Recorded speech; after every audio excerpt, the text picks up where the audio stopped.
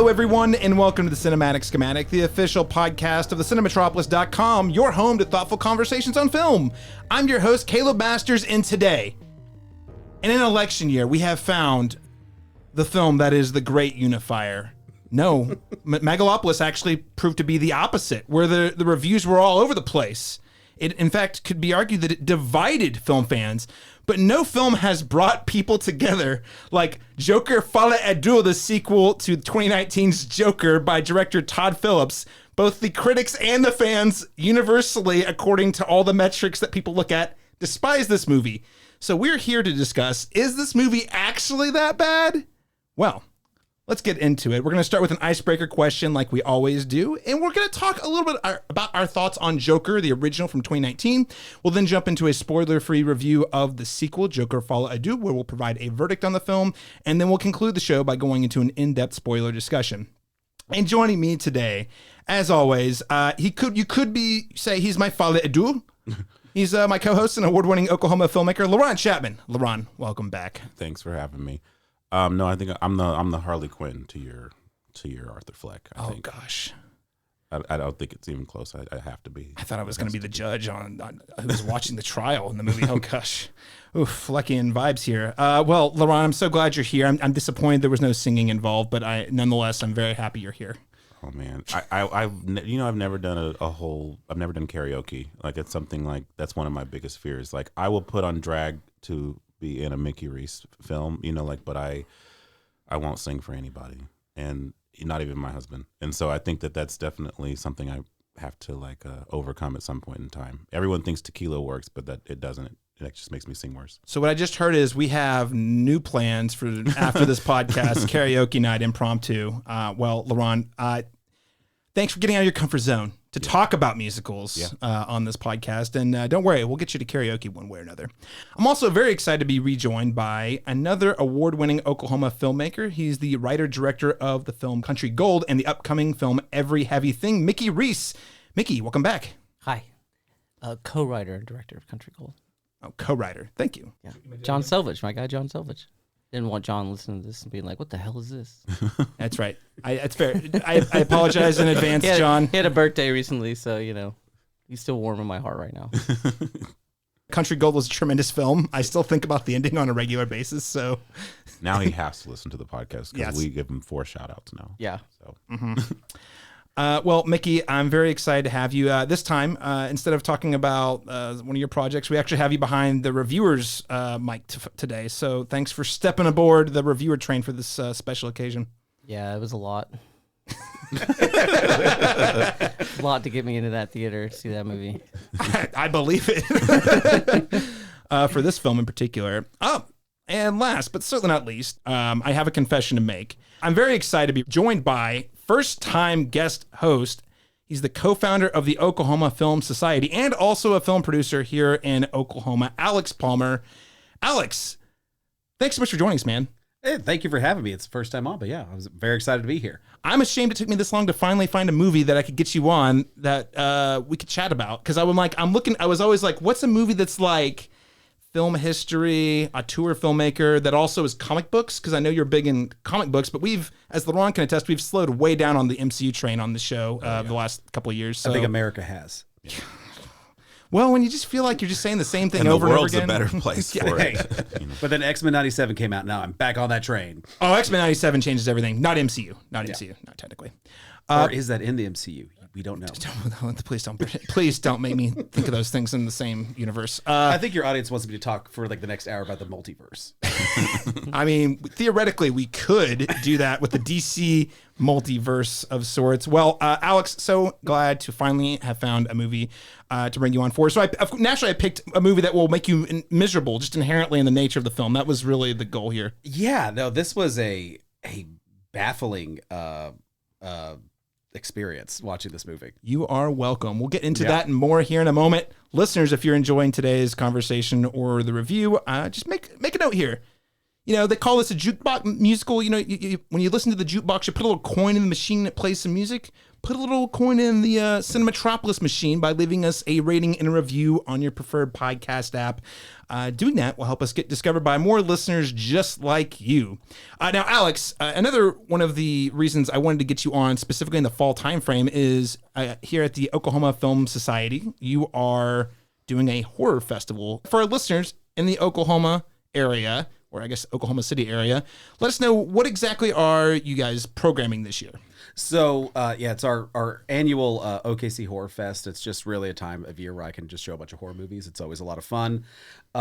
This Friday, October 18th at 9:30, we're showing the Texas Chainsaw Massacre. It's the 50th anniversary. It's kind of, it was the one movie I knew I was showing this year. When a movie that On film, right? No. Oh, that's all right. Unfortunately, we can't afford not only the projector but the projectionist to do that. If I could, I would. But that is incredibly expensive. And then the next night, Christopher Nolan is personally offended, by the way. If he'll pay for it, I'll do it. Yeah. He's got the money now. So the next night on the 19th, we'll be showing at Nightmare on Elm Street, which is having a 40th anniversary. Oh, wow. And then on the 20th, we're going to be showing Trick or Treat. Classic. And then on the 21st, we're also be showing Terminator. It's also its 40th anniversary, and that movie came out in October in 1984. So it's scary. Terminator. It's more horror adjacent at that point. But that one is actually we put that one in there because it is so close to the exact date of when that movie was released. I will say I just rewatched that a couple months ago with some friends, and honestly, it was the first time I'd seen the Terminator in quite a while. It is definitely way more horror adjacent than, say, Terminator 2. It's, he's essentially a serial killer, right? Mm-hmm. And it was low budget. I don't know. It's got a lot of. I see what you're doing there. I think it works. Yeah, no, we always try to kind of celebrate like the big anniversaries, and that one just kind of lined up correctly. And that one's also be free for any members of the Rodeo Cinema Foundation. And these will all be at Rodeo Cinema on Film Row. On Film Row. Not to be mistaken with Stockyards. Not the Stockyard location, the Film Row location. All right. So, again, that is right across from Joey's Pizzeria, old reliable location. I've seen so many great films with friends there, including some of LeBron's Dead Center programming. Great place to watch movies with, some of OKC's diehards, I have to say. I'm hoping I can make it out to at least one or more of those. Fingers crossed. He's not coming. You always say you're making that. I always say I want to come. He's too scared. He's too scared. Now, here's the difference. It's not they're not all on a Thursday this time. I feel like you always like, I'm coming, and just I don't see him. It's bad. I'm a bad friend. Either way, I love the work that you're doing. Keep it up, and I promise I will validate it with an appearance at some point, maybe this year, hopefully. Well, hey, so listeners, check that out. And again, you guys are all on all the social media channels, right? Or Facebook. Are you guys on Instagram too, right? We're on Facebook and Instagram and X, I guess, but we don't really use that one that much anymore. And we basically stopped using Cinematropolis X, so don't worry. You're not alone. Formerly Twitter. Yes. All right, well, listeners, check out those horror goodies there. It is horror movie season, which reminds me, LaRon and I's next episode here in 2 weeks is actually going to be a bit of a compilation episode because there's so many horror films we want to talk about. We don't want to give short shrift to any of them, so we're going to be talking about a series of horror films, I think at least 4 that we're going to spotlight, including The Substance and Smile 2, among a few others. Really excited about that. That'll be out in 2 weeks, and that'll be dropping the day before Halloween. And I think we have another really exciting guest lined up to join us for that one as well. With that said, let's go ahead and jump into our icebreaker question.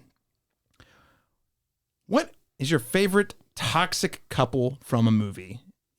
Joker and Harley Quinn, not exactly models of healthy romance. So I thought, let's just talk about toxic relationships on the big screen. And LaRon, I'm throwing it to you first. What is your pick? So I agonized over this question because there's several. But a contemporary one that I really like is Nicholas and Amy Dunn in Gone Girl, David Fincher's Gone Girl. Because that's definitely a toxic couple with 2 terrible people who couldn't be more deserving of each other but despise each other. Seems like that was very much right up the alley with some of the characters that we're going to discuss. So, do you think, when you're watching a toxic couple, do you fall in the camp of, wow, you two are so terrible you deserve each other? Or is it like, oh, you two are terrible because you're together? I think in that movie, it was they deserved each other because they were both kind of despicable people, but that's why they were so interesting to watch. And I like that it keeps that if you didn't read the book, which was super popular at the time. I think that it definitely kind of indicates that these people had to come back together so that they could both kind of, understand that all the damage that they had caused, externally and internally around their lives. So, but yeah, and I love it. It's like a metaphor for marriage. So Just constantly want to kill the other person. Is that Yeah. Okay. All right. That- Yeah. You and I are both married, I guess. All right. Well, hey. at least once a day. Please, me and Lauren, we are not murderers. We promise. I hope my wife isn't listening. Mickey Reece, what is your favorite toxic couple from a movie? Joe Buck and Ratso Rizzo, Midnight Cowboy. Okay. All right. I love that the whole movie is once we get Joe in there and he's like in New York and then he meets Ratso Rizzo. They're obviously enemies at first, and then the whole rest of the movie is just them hanging out in that shitty Yeah. the squatting in that shitty like little building. Yeah. Yeah, love it. I could watch them for hours, just hanging out. See, that one didn't even come to mind. I'm glad. See, that's why you're here, Mickey. That's why you're here. Good job. Sometimes they're so good at being toxic. The chemistry is so good that even when the characters are toxic, you kind of like it, because it's just so compelling to watch. Yeah. Yeah. It's a train wreck. Oh, it's a train wreck. Speaking of train wrecks, Is that yours, Amy Schumer and No. Trainwreck? what is it, Alex? What you got? Mine's a little. I was thinking through a bunch of stuff, but the one I kind of find interesting, a movie I rewatched recently was 500 Days of Summer. So Yeah. Tom and Summer in that movie. Yeah. Because from his perspective, it's a toxic relationship. When he looks back on her, he's so angry and hurt, and even when he at the end of the movie moves on, he's still looking back on her, very angrily. The director, even kind of at the very beginning, you clearly can tell it's based on his life. Calls the character a bitch. Yeah. But if you watch that movie from Summer's perspective, she is very upfront with him the entire time of like, I don't want a long-term relationship. I'm not interested in getting married. I'm just here to have fun. She said explicitly many times. And he just doesn't listen to her. And then because he doesn't listen to her, he thinks she's the bad guy. So I kind of, I think it's kind of a more complex version of what a toxic relationship is, because what somebody might see as toxic might be somebody just not listening. So I don't know. I think there's kind of a lot of interesting stuff going on in that movie as I've gotten away from it and rewatched it. Because I when you first watch it, I first saw it when I was in high school. Yeah. And Same. I was a young romantic, and you identify with Tom, and then as you get older, you're like, oh gosh, Tom is the worst. Yeah, because she really, to your point, like she really is telling him every step of the way that she's not interested. And so it's like, it's toxic. The relationship is toxic for him because he cannot let go that she's not into him Yeah. in that way. But she's a very fully realized person. She knows what she wants, and Yeah. and he's, you know what I mean. He's kind of like, probing for something. And I also like how when he goes back and looks at all the moments that he romanticized at one point, they become the thing that just grate at him. Yeah. I think that's very true to life. So What happened to Zoe Deschanel? New Girl. she stopped being good. Wait, so New Girl is still a show? Sorry. She made New Girl, and I think she's off that. I think she's. I don't know what It's she's not still doing a show, is it? now. No, The show no. ended 5 or 6 years It's ago. been out for a while. It's been So what's she done since then? That's what I mean. Like, what's Like she married a property brother. really? Oh, Yeah. Those guys? Well, one of them. one of them. I mean, yeah, but those guys Man, that how does she know? they're like I don't they're know which like one. two brunette, Yeah. like big eyebrows. Those guys, okay. Yeah. She married one of those guys, huh? I don't. Yeah. I mean, I'm not mad at it. I always liked Zoe Deschanel. I'm sure she was in something recently. I just didn't see her. I'm probably a kid movie or something. I'm looking right now. Eyebrow guy. I mean, of course she'd fall for him. But she was in Harold and the Purple Crayon. That's right. Kid movie. Recently, a kid Kid movie. movie, you're right. And also another kid movie, Trolls Band Together. She was a voice in that. Oh gosh, she's been doing nothing but Trolls movies. Trolls World Tour 2020, Trolls 2016. She must Hell be yeah. getting that check. Listen, She must be- That's a great paycheck. as much as my niece watches those, I guarantee you she's making great money off of those. yes. She's appearing on RuPaul's Drag Race a couple times, so cash the celebrity check, and eventually they're gonna do a New Girl reunion. She'll get paid for that too. So Of course. I do like Zoe Deschanel quite a bit. I'm just gonna put this out there. Beauty and the Beast, really toxic relationship, guys. No women, no matter what, men don't lock women up under any context in any respect. It's Any bad. context?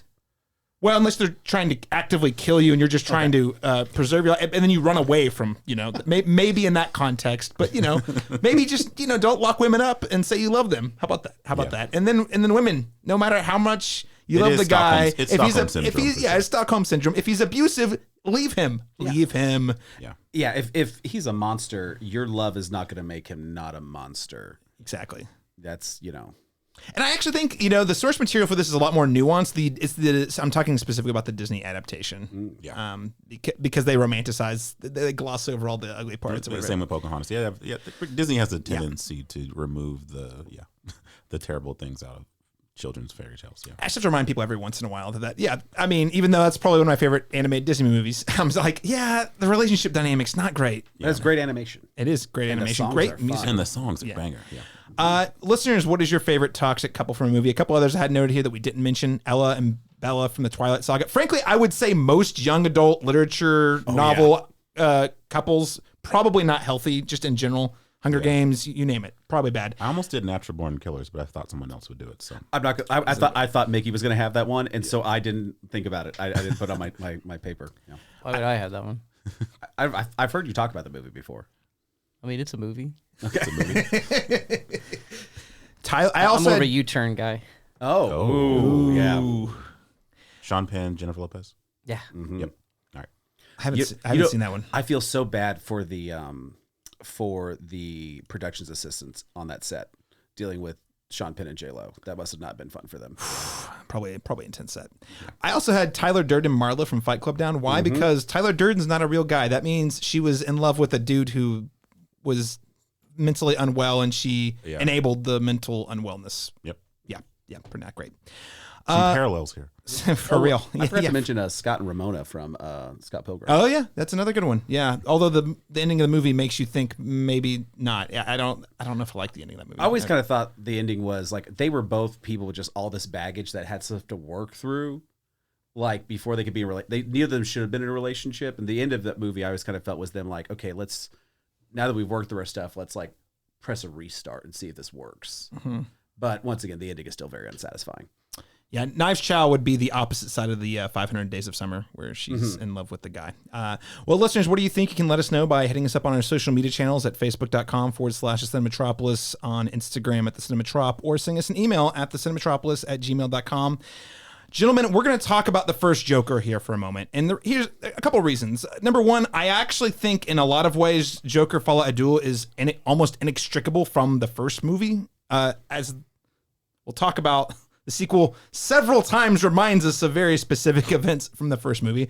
But on top of that, we were actually on a weird hiatus in fall 2019, so we missed talking about the movie, and it has sort of taken on a little bit of a life larger than itself. So a couple of things I want to note about the first Joker. It starred, of course, Joaquin Phoenix, directed by Todd Phillips, and it released in 2019 on a budget of between $55 and $70 million, and went on to gross over $1 billion. At the time, it was the highest R-rated movie until just this past summer when Deadpool and Wolverine knocked it off the pedestal for $1.3 billion. It was nominated, Joker 2019, for 11 Academy Awards, including Best Picture, Best Director, Best Adapted Screenplay, and Cinematography, among several other technical awards. And it did win for Best Actor for Joaquin Phoenix and Best Original Score by Hildur. Even Todd Phillips couldn't pronounce her name in another interview I watched. So that amazing composer from Joker. So let's start with, what did we think about Joker when we saw it 5 years ago? Alex, I'll kick it to you first. I did not like it.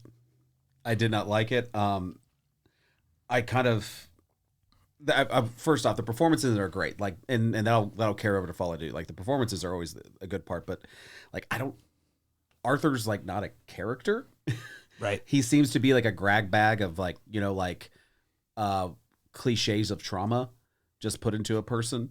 I'm also, once again, a comic book fan, so I'm like, what is going on here? Who is this person? Why are you calling it Joker when you're not even doing any Joker stuff? And making him related to Bruce and the Wayne family was silly. I just really didn't like it. I felt like, he had all these Scorsese references, but it seems like Todd Phillips, somebody told him about Scorsese movies, and then that was his influence. Like, he'd actually hadn't seen them. And to be honest, the one thing, if you look at the Joker throughout cinematic history, the character's always funny. Like, he'll make you laugh at inappropriate times, but the Joker doesn't make you ever laugh. Now, and neither does Arthur. Now, you laugh at Arthur at times, but like he wasn't funny at all. Like I really did not like the movie. And I know I was in the minority when that movie came out. I know a lot of people really liked it, but I just found it. I don't know. I just found it a little cruel at times. I found it kind of unfocused. But I will say this: with all the Oscar nominations, like technically, it was really well done. It was really well shot. You know, the score was great. There was a lot of good technical aspects to the film, but I mean, the story was just not for me. Yeah. Yeah, I think that's a sentiment shared by a lot of people. Mickey Reece, what did you think of the original Joker? I loved it. I loved the first Joker. Really like. No, I can't even go with that bit. I didn't like it. Didn't care for it. When the Oscar nominations came out, I was like, this is like Crash all over again. Honestly, yeah. It's like, you got to be shitting me. Why? How is this a thing? And then like, you know, there's like, okay, so then there's like a movie like Get Out that got a bunch of Oscar nominations, and I was like, this is just like a cheap Blumhouse movie. How is this like, you know what I mean? How is this like getting like so much traction? And I thought like kind of, but then I, you know, watched it again. It's like, actually it's really good. Like I was just like seeing it on the Friday night, you know, when it came out, and just being like, this is just like a horror movie. Just they're like a dime a dozen kind of situation. Then watched it again and like, you know, reassessed it and really liked it. Did the same thing for Joker, and I was like, I don't even know how I like didn't, because I was like, I didn't like it when I saw it, but I was like, it's fine, it's whatever. And then I saw it again, and I was like, this is fucking awful. Yeah, this is a really bad movie. I haven't liked Joaquin Phoenix since Her. And also, not for nothing, but like, if you haven't seen The Master, you know, I'm sure that performance is great. But like having seen The Master, which, you know, was underseen compared to Joker, obviously, like, his performance is way better. But also, agreed. He's just a crazy guy, kind of similar. Yep. Yeah. So we have two folks at the table who did not like it to varying degrees. Laurent Chapman. Yeah, at the time I liked it, but I didn't love it though. That was the thing. It was a divisive movie for people, obviously, who were a little more married to, I don't know, comic book lore. But I was gonna watch it as a standalone, but as it was being presented, like, this is not your usual. This is just, we're gonna make a character study. It's gonna be about a character that's vaguely like someone that you've seen in other films, and I was fine with that approach. And I did think that it was, as we've mentioned, on a technical level, there was a lot of things that were well done. But the weakest element is the script, and that was also nominated for an Oscar as well. It's one of those weird things where the worst element of this to reward, to acknowledge was also, you know, the problem I had with the movie was that it was so derivative of other movies. And I think, as to Mickey's point, like after rewatching it, like I was fine with it. I didn't feel like intensely negative or positive about it one way or the other. I thought it was decent enough, and I did think Joaquin Phoenix was the standout. I was like, okay, he's a good actor, but we know that, you know, and he's been better in other movies, you know, like, but so this didn't feel like the movie to reward him with. Like, now two people who have played the Joker have won Oscars. It's not fucking Shakespeare. That's what I'm saying. It's not. I mean, everyone. That's what I'm saying. They treat this character like he's so like. I mean, it's a fun character. At the end of the day, and I'm not trying to. And I did 100 episodes of a podcast dedicated to Batman the Animated Series. I'm not here to demean comic books, but the character was inherently designed for children. So yes, he's not Shakespeare. Like, it's not. Yeah. Yes, he's a significant character. But here's the thing: Shakespeare Shakespeare also wasn't like high art when it came out either. Okay, that's fair. He gets put out. Like, it's just a weird character that's like up on a pedestal. Anything Batman specifically. I was gonna say, yeah, Batman's very similar. Everyone's like, well, he can't play Batman. I'm like, is Batman that deep, guys? Like, I mean, like every character. I mean, obviously there's been some great Batmans, but I'm just saying, like, I was like, he's a billionaire, he's brooding, he's unhappy, and then he, you know, so just, it's not very. I guess I'm not trying to shit on comic book movies either, but I just felt like this was a movie where everything I liked about it kind of fizzled out as it doesn't age very well, because all of the things that are vaguely, they remind you of other things that you like better, you know, and so it feels like that's basically, it's kind of a smorgasbord of a lot of Scorsese and who was a producer on the film. And it's interesting. I don't know. Like, it was overpraised. It's one of those things that if Joaquin got the nomination and the score is fine, whatever. I do like the score quite a bit, actually. But outside $1 billion, of that, Laurent? outside. I know No, it's like Could you imagine like limping into the Oscars with fucking Joker? I honestly hope he does it this Yeah, next we're year. Team Joker here. We're at the Oscars. yeah, it's the dude who did The Hangover. It's Yeah. weird looking back that it made over $1 $1 billion. billion. Yeah. And I mean, yes, we're at a different time. Movies were making a lot more back then, but the fact It that made more than the Batman. It made more than the Dark Knight. It made it like it's just insane. people went Batman. nuts for Hey, it. I like Batman movies. Let's not get it twisted. Yeah, here. the- No. Same here, same I here. also love Batman movies. It's not about. It's just funny Ain't no that Batman the in this. I just didn't want to come here and just be a total hater. Yes. because I do like Batman movies. No, Batman- the last no, Batman we- movie was awesome. we Yeah. saw Yes. the Batman together. It was Yeah. fucking great. Yeah, I think we reviewed it on the show and gave it high praise. I think the Batman is arguably the best, or at least in the top 3. Like it's a great movie. Yeah. We were like little kids. We watched like the Batman because when the Batmobile comes out for the first time, you hear Awesome. it, Yeah. and like me and Mickey both look at each other going like, "Ooh, like this is Yeah, about to be hell awesome." yeah. yeah. And that was a badass car chase. It was. You know, Great car it's good chase. stuff. I like Batman Begins quite a bit too. Yeah. No, I think Batman Begins is underrated from the Nolan trilogy for sure. People always go to The Dark Knight, which is also great, but Begins is, I think it has the most character work in it, honestly. Yeah. Dark Knight Rises is like one of the most worst movies ever made. I mean, it's terrible. The ending kind of ruins the movie. It's not even like just like literally just the editing is just so bad. Yeah, it's- It starts out like so fast. Yeah. It's not great. I don't hate it, but it's Yeah. not great. I won't defend it. It's Nolan. It It's, was it's also one of the- Nolan's worst. It was also the start of Nolan making characters who you can't understand what they're saying. He's really into that. He's into that. Yeah. And that's why he cast the Peter Baelish guy to die on the plane at the beginning. Didn't want us to understand what he was saying. Well, okay, I'll just put it this way, Laurent. I echo your sentiments pretty similarly. I didn't hate it because there was like at the time there was this huge backlash about how bad it was, and and it got politicized weirdly, which I think is honestly probably part of. I think it just hit at a very weird moment in American history. It was like an overlap between there was a weirdly politicized angle for some reason. It came out not in an election year, but leading into an election year. Also, it's a comic book movie that's dark, and people love The Dark Knight, and it's like, oh, it's the Joker, even though it's a different Joker. There's just a lot of weird variables that I feel like you couldn't quite replicate. I thought it was okay. I didn't think it was bad. I thought technically it was pretty impressive. The performances are great, but you've already said it. All the people in this movie who are great have done better things. Yep. And the script is bad because I don't think it Even does. Todd Phillips. No, for real. I mean, yeah. Honestly, War Dogs is fun. The first Hangover is fun. Like, yeah, it was a pretty mediocre. I would say it's a pretty mediocre movie. The thing that's frustrating about it at the time was A mediocre movie with good craft, and that's Yeah. what people were distracted by. Right. This looks really good, but did you hear what they're Yeah, saying? I'm actually just kidding. That's Todd Phillips. I mean, Joker is probably Todd Phillips' best movie. I mean, I don't know. Those other movies we're talking about are fun, but his they're like best looking. Okay, movie. best Yeah. looking, sure. It's best looking movie. Sure, but I would, if you put a gun I'm to my more head like- and said, watch a Todd Phillips movie, I'm not picking Joker, guys. Put it I'm on The saying. Hangover. Yeah.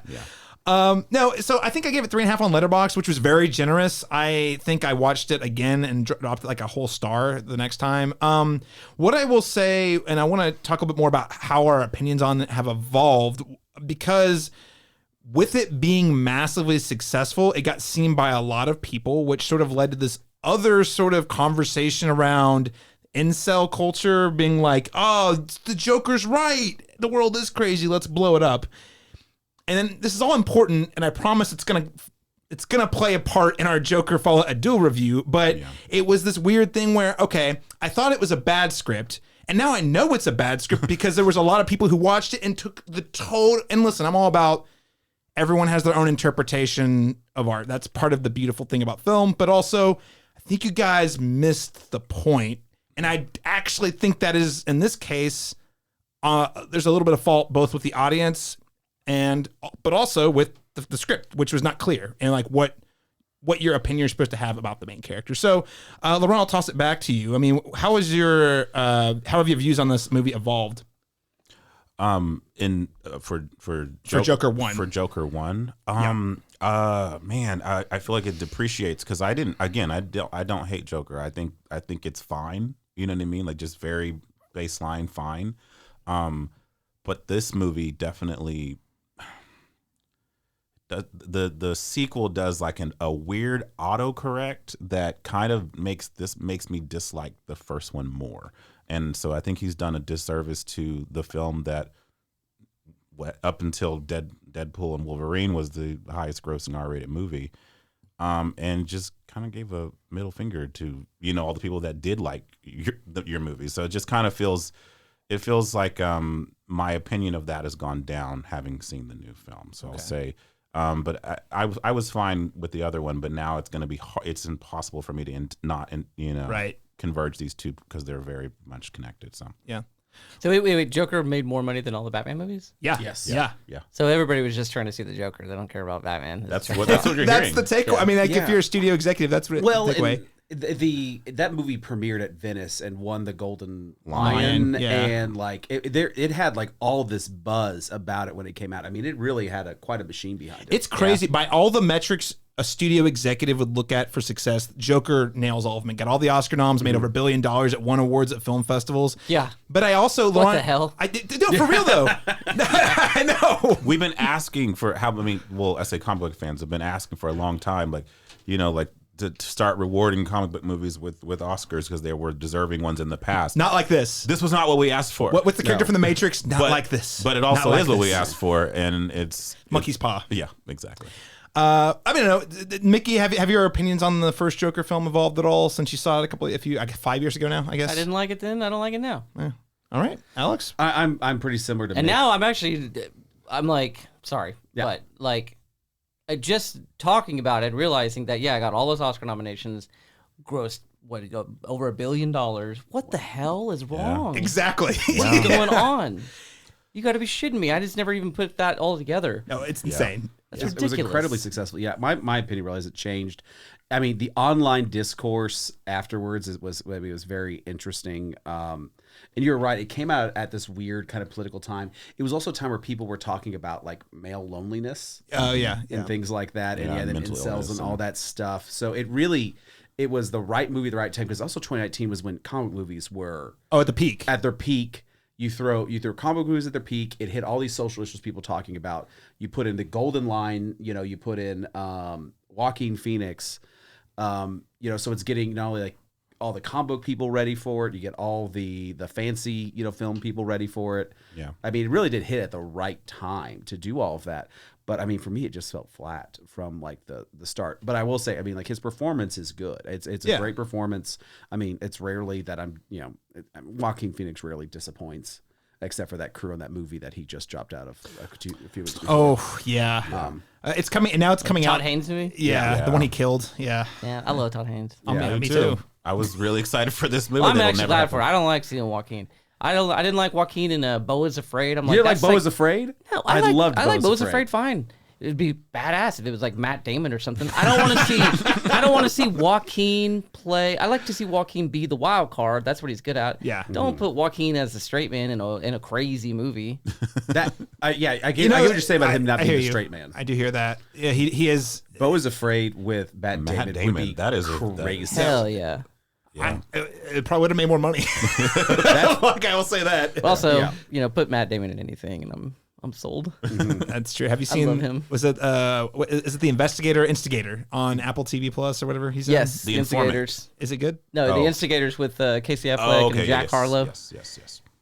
Is it good? I don't know. I just like watching Matt Damon. I don't think it's good. Are they talking in Boston accents in that movie? I haven't seen it. Hell yeah. Okay, you got might me. watch Matt it. Damon, Boston accent. I'm in. Matt Damon and Casey Affleck in Boston accents. I I can't even tell if Matt Damon's in a bad movie anymore. I just like watching him. I mean, sometimes It's something it that happens. happened obviously Matt Damon's been around since forever. Yeah. And I don't know what happened in the last 5 years, but I'm just like, man, if Matt Damon is in, it's quality.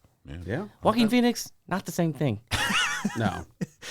I'm trying to imagine Matt Damon in Disrespect Joker for Folie et Deux. Come on is just really too real for me. Oh my gosh. I liked. I mean, after I'm Still Here. That's the that I really like that one, and then The Master. Yeah. And then Her. Her's good. And I was like, man, Joaquin Phoenix can do no wrong. And then he just did nothing but wrong. It was all just like, even if they weren't like interesting character, it was just bland. Yeah. Just boring. Like, What was the movie I don't where care. he's like the taxi driver trying to save the little girl? Oh, You Were Never Really Here? You were never. Oh I yeah. enjoyed that. Oh okay. I liked that one. Yeah. The Lin Randall. It's fine. It was He's weird it's when, like, fine. you cast- Put anybody in the role But instead. I think you're right though. His his performance is fine. He's actually not. He doesn't talk a ton in that movie, if Just I there. recall. Yeah, it was weird to like cast him as like a hulking brute. That's not really. Yeah. Do you guys ever stop and think like, is Joaquin Phoenix okay? Because now that we're talking about all these roles, I'm like, he only plays sick people. There's no first off, you know that There's no guy way he's like a smells like well-adjusted human being. Okay. yeah. No. You know he smells like old cigarettes all the time. I'm after this movie. On that note, on the note of Matt Damon, let's get to our review of Joker: Folie à Deux. Let's go, boys. It's showtime. Wakey, wakey. Hey, Fleck, you got a joke for us today?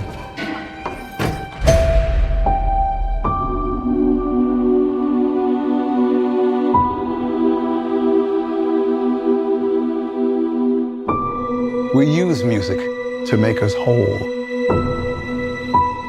to balance the fractures within ourselves. I'm nobody. I haven't done anything with my life like you have.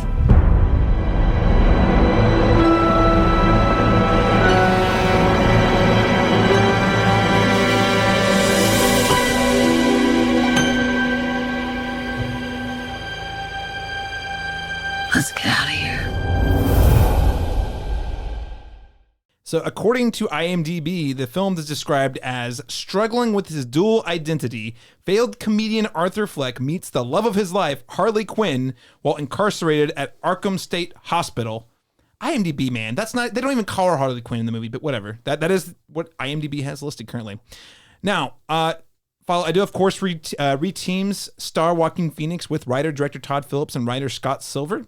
And then Lady Gaga is joining the cast as Harleen Lee Quinzel, a patient at Arkham State Hospital who becomes obsessed with the Joker.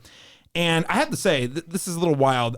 In very small bit roles, but also great performances, Brendan Gleeson, Catherine Keener, and Steve Coogan also co-star, with Zazie Beetz also returning from the first film. Now, unlike the first film, which we said I think was budgeted between 35 and 50 million, this film was budgeted between 190 and 200 million dollars and debuted at the Venice Film Festival in September to mixed reviews from critics. It's estimated by Variety that the film needs to gross at least $450 million worldwide to break even. So very expensive. It's not going to do that. Let's see what the box office results are so far. The film opened number one in its opening weekend to $37.7 million, coming in massively under early projections of $100 million, and currently sits at a 33% Rotten Tomatoes score from critics and 32% audience popcorn score on Rotten Tomatoes. Again, the great unifier, Joker: Folie à Deux. The critics and the fans finally agree on a movie. The fans hate it 1% more less than the Never critics. happens. Its cinema score is worse Then Madam Web and Morbius. yeah. Yeah. I cannot believe that. Morbius is a better movie, according Because to the people fans. are mad because they wanted this to be good. No one thought Madam Web was going to be good. I would so rewatch it wasn't. Madam Web. It That wasn't. movie It was was more hilarious. fun. But I was like, no one thought Madam Web was going to be a good movie. That's true. So the fallback for that was not yet. You should have had me on for that podcast. I had a lot of thoughts on that. It was a women-only podcast, okay? I don't know. I have a lot of thoughts about Pepsi. I would have been perfect for it. The sequel, I'm sure, will get you gosh, back. Yeah. Folie à Deux, for those of you who are wondering, is French for delusion or mental illness shared by two people in close association. Well, that is you. That is us. That is us. you. That's what I'm saying. Exactly. Why didn't they just make another movie? Actually, based on that $200 budget, million. Oh, Mickey, with that based on- much money, you can make 4. yeah. Okay, well, let's You say can they're make going to 4 make a movie for $200 million, though, with Joaquin Phoenix, Lady Gaga, Brendan Gleeson, who was Same Steve cast. Coogan, who else was You could make a Little Catherine Shop of Keener. Horrors. Kevin Keener. Like, yeah, Zazie Beetz. Just make a Yeah. proper musical. I Make don't a care. better movie. Just don't make a Joker movie. Like, Yeah. come up with something else. If they- but they I- wouldn't have gotten the $200 million for That it. is true. I think the Folie à Deux, the pranks on us, or maybe it's not. I think the real Folie à Deux is Todd Phillips and Joaquin Phoenix. I bet it seems that they both got like $50 million to make this. Oh yeah, they took that money. Yeah, do you know Because that movie didn't cost $200 million. No way. Get the fuck out of here. I know he got 20. I know that Joaquin got 20 and that Gaga got 12. And so that's 32 million right You know, there. Todd Phillips probably got more than Yeah, that. and he probably got more than both of Yeah. them. So Because he probably got writing and directing money Yeah. from it. And so Well, that is, we haven't even gotten to the review portion. I think, Mickey, that's a great review. Why didn't they all just go make a better movie? Mickey, what else would you like to say about Joker Folie à Deux? Well, I love Lady Gaga. Yeah. Big fan here. She was the best one in House of Gucci. Yes. Yeah. Oh yeah. Yes. Easily. And this is not like, this isn't gonna hurt anybody. This is not gonna hurt anybody's career or anything. I mean, Todd Phillips is the only odd man out really on this, but like Joaquin, Lady Gaga, they're gonna be fine. Yeah. Lady Gaga's gonna be fine, but could have used more Lady Gaga. Yeah. Exactly. Yeah. Or how about Lady Gaga actually singing properly? Yeah. Oh yeah. No. I don't mind the style of the singing. I thought that was hate cool. that style. I hate because have you ever seen the Les Mis they did a few years ago? Yeah. Yes. It's that same That thing sing song. where they're singing in talking. Well, they're also singing like while they're shooting it. Like most times in live, musicals, live, Yeah, it's yeah. not. They record it later and put it in, and that's usually the worst way to hear someone's voice. Like it just and like if you walk. It seems like Todd Phillips really likes that version of Les Mis because that version of Les Mis is also like usually has extreme close-ups on faces, and there's a lot of extreme close-ups on faces of people just dourly singing. When they're in the courtroom, that courtroom number. That one's good. Yeah, it's that's great. That's great. That one's great. Yeah, the whole movie could have been like that. It would have been great. Yeah. No, I mean, I think I counted there were 2 musical numbers that I was like, this is, if the whole movie was this, I think I'd be on board with it more. I think if it was more impressionistic, I would like it. It Yeah. just felt like the music in it was pigeonholed into this project. Well, it's like they didn't like write original songs for this movie. Right. Like it Yeah, was they're all, all they're all Great American adapted. Songbook You know, it's so. Wait, are some of them not? I No, don't none of think them- so. no, none of them all of them original. are like old 50 songs. So it's like, what is it? God. It's all like kind of like Frank Sinatra. Why and that- do Is it? birds Yeah. Sure, there's suddenly- those, but there's like, what about the Joker? The scene I'm talking about, is that an original song? That's not original. I don't think it's I think it original. is. I don't know. I've never heard of it. I haven't listened to it. It's But I original have- to me. I did hear Lady Gaga released an album inspired by Harley Quinn that Yes, I think does in fact have some original songs in it. Not in That the play movie. over the credits probably. Probably. I I walked by out that so point, yeah. fast I could. Okay, so Mickey's not Yeah, a fan. who's staying for the end credits of that movie? They want to see the button at the end. The It's already after like credits. 2.5 stinger. hours long, sucks. And then yeah, exactly. Did they even have one Let's of see those? what's next. Yeah. It's literally just Todd Phillips flipping you off at that point. He's like, "Why are you still here? Why? I've already told you to fuck off. Why Yeah. are you still here?" Yeah. LaRon Chapman, what did you think of Joker Folie à Deux? Okay, guys. So I don't hate this movie, but it is really just because I hate. What movie do you hate though? You like every movie. I there's a few I hate. Name one. God, The Human Centipede 2. Okay, come on though. That's so easy. That's Dinner with fruit. schmucks. I'm sorry, I hate it. But it's like, look, How it's just, dare you besmirch Why do you the not name like of it? Dinner Oh, with Are you, God. are you like, it's mean? Monkey Bone. I don't like these are movies that like Monkey Bones? Brendan Fraser? Yeah, I'm sorry, bro. I'm sorry, I can't do it. I don't Yeah, remember Whoopi it. Goldberg. Okay, yeah. I don't remember it. But those are three movies I hate. I just feel like, well, no, the thing is that there's again, similar to the last one, there's a lot here that that works on a craft level that makes you wish, like, there's some money shots in this where I was like, damn it, why? Like, you know the scene when I'm talking about when he's leaning down, it's blue, the screen with the lighting. I can't remember if that's in the courtroom or not. That's but- that's the scene I'm talking Yeah, about. it's the courtroom number. So that whole sequence was Awesome. like, God, like they are putting some, there's some people back here like working their asses off to make this turd look really fucking good. I can't And- because it is a spoiler, so I won't say. But the leading into the final sequence, there's a really impressive one long shot, which I know has been done to death. But this one, I was like, oh, Yeah, how did you do that? Who doesn't like a long shot? it made me want to see just a proper like musical. I would like just throw out the entire script and just let Gaga and him do their thing, whatever. I would rather have seen that movie if they just went all the way. But it just felt like they were too weirdly. This movie feels tame to me. Like it feels like it's holding its cards back. I could like, use more violence for sure. more violence, more something. It felt like it's just overly sanitized from the last one, and it just, as we've mentioned, like it just has such contempt for the audience. We are on trial. We're the ones sitting here being, finger waved like you didn't get the message of Joker 1, and you're a piece of shit. Like it's just like why would you make this movie? You just got the highest grossing R-rated movie of all time, so now you're gonna shit on the people that actually liked your movie. It's like so. Well, I like that aspect of it. Yeah, the anarchist of it. That's what it feels. This movie feels like a complete troll of people who liked the first one, like the people who genuinely liked it. So just felt like the wrong approach. But we all didn't like it, and we still don't like this movie. That's So that's Well, true. how do okay. you explain that? So here's the thing. I want to let I have thoughts on this because I don't think anyone likes this movie. So and I think it's like Todd Phillips is actively trying to make a movie that everyone hates. If anything, this is an artful execution of how can I make a movie that is going to make everyone hate me so much. I'm gonna piss off the fans from the first movie, and then people who didn't even like the first movie and showed up. Fuck you for coming back. Yeah, exactly. It's like, what is going on? You're making it sound way United cooler America. than it is. I know. It sounds. That's the problem. Is when you describe this movie, it actually sounds way more compelling than the movie. It's because it's a boring slog. It is a slog. Not enough violence. The musical Nothing numbers, happens. other than There's a couple of musical numbers, like it feels like all the music's half-assed. Like What's a it's- courtroom drama? There's 45 to Kind 50 minutes of a courtroom drama, and, Yeah. and not an interesting one, not a spicy No, one. it's not. There's like one scene that I actually thought was really good. The Gary Puddles scene? Yeah, exactly. Yeah. Gary Puddles. Yeah. It's Yeah. incredible. Yeah. And then we had the rest of the courtroom. Yeah. Also, Your name is Gary Puddles? I did like. Joker made it. And Yeah. Is that what you're doing whenever just making that face whenever that scene was happening? Because that was funny. Well, that was Joker also was funny that was there. written on. If you looked at that scene on his notepad, it said Gary Puddles ? Like, like he was also baffled really- that was his real name. it's also that's funny. we're going to talk about more in spoilers, but guys, this movie is Chekhov's Two-Face, but without the payoff. Okay. Anyway, Oh yeah. Alex Palmer, what did you think of this film?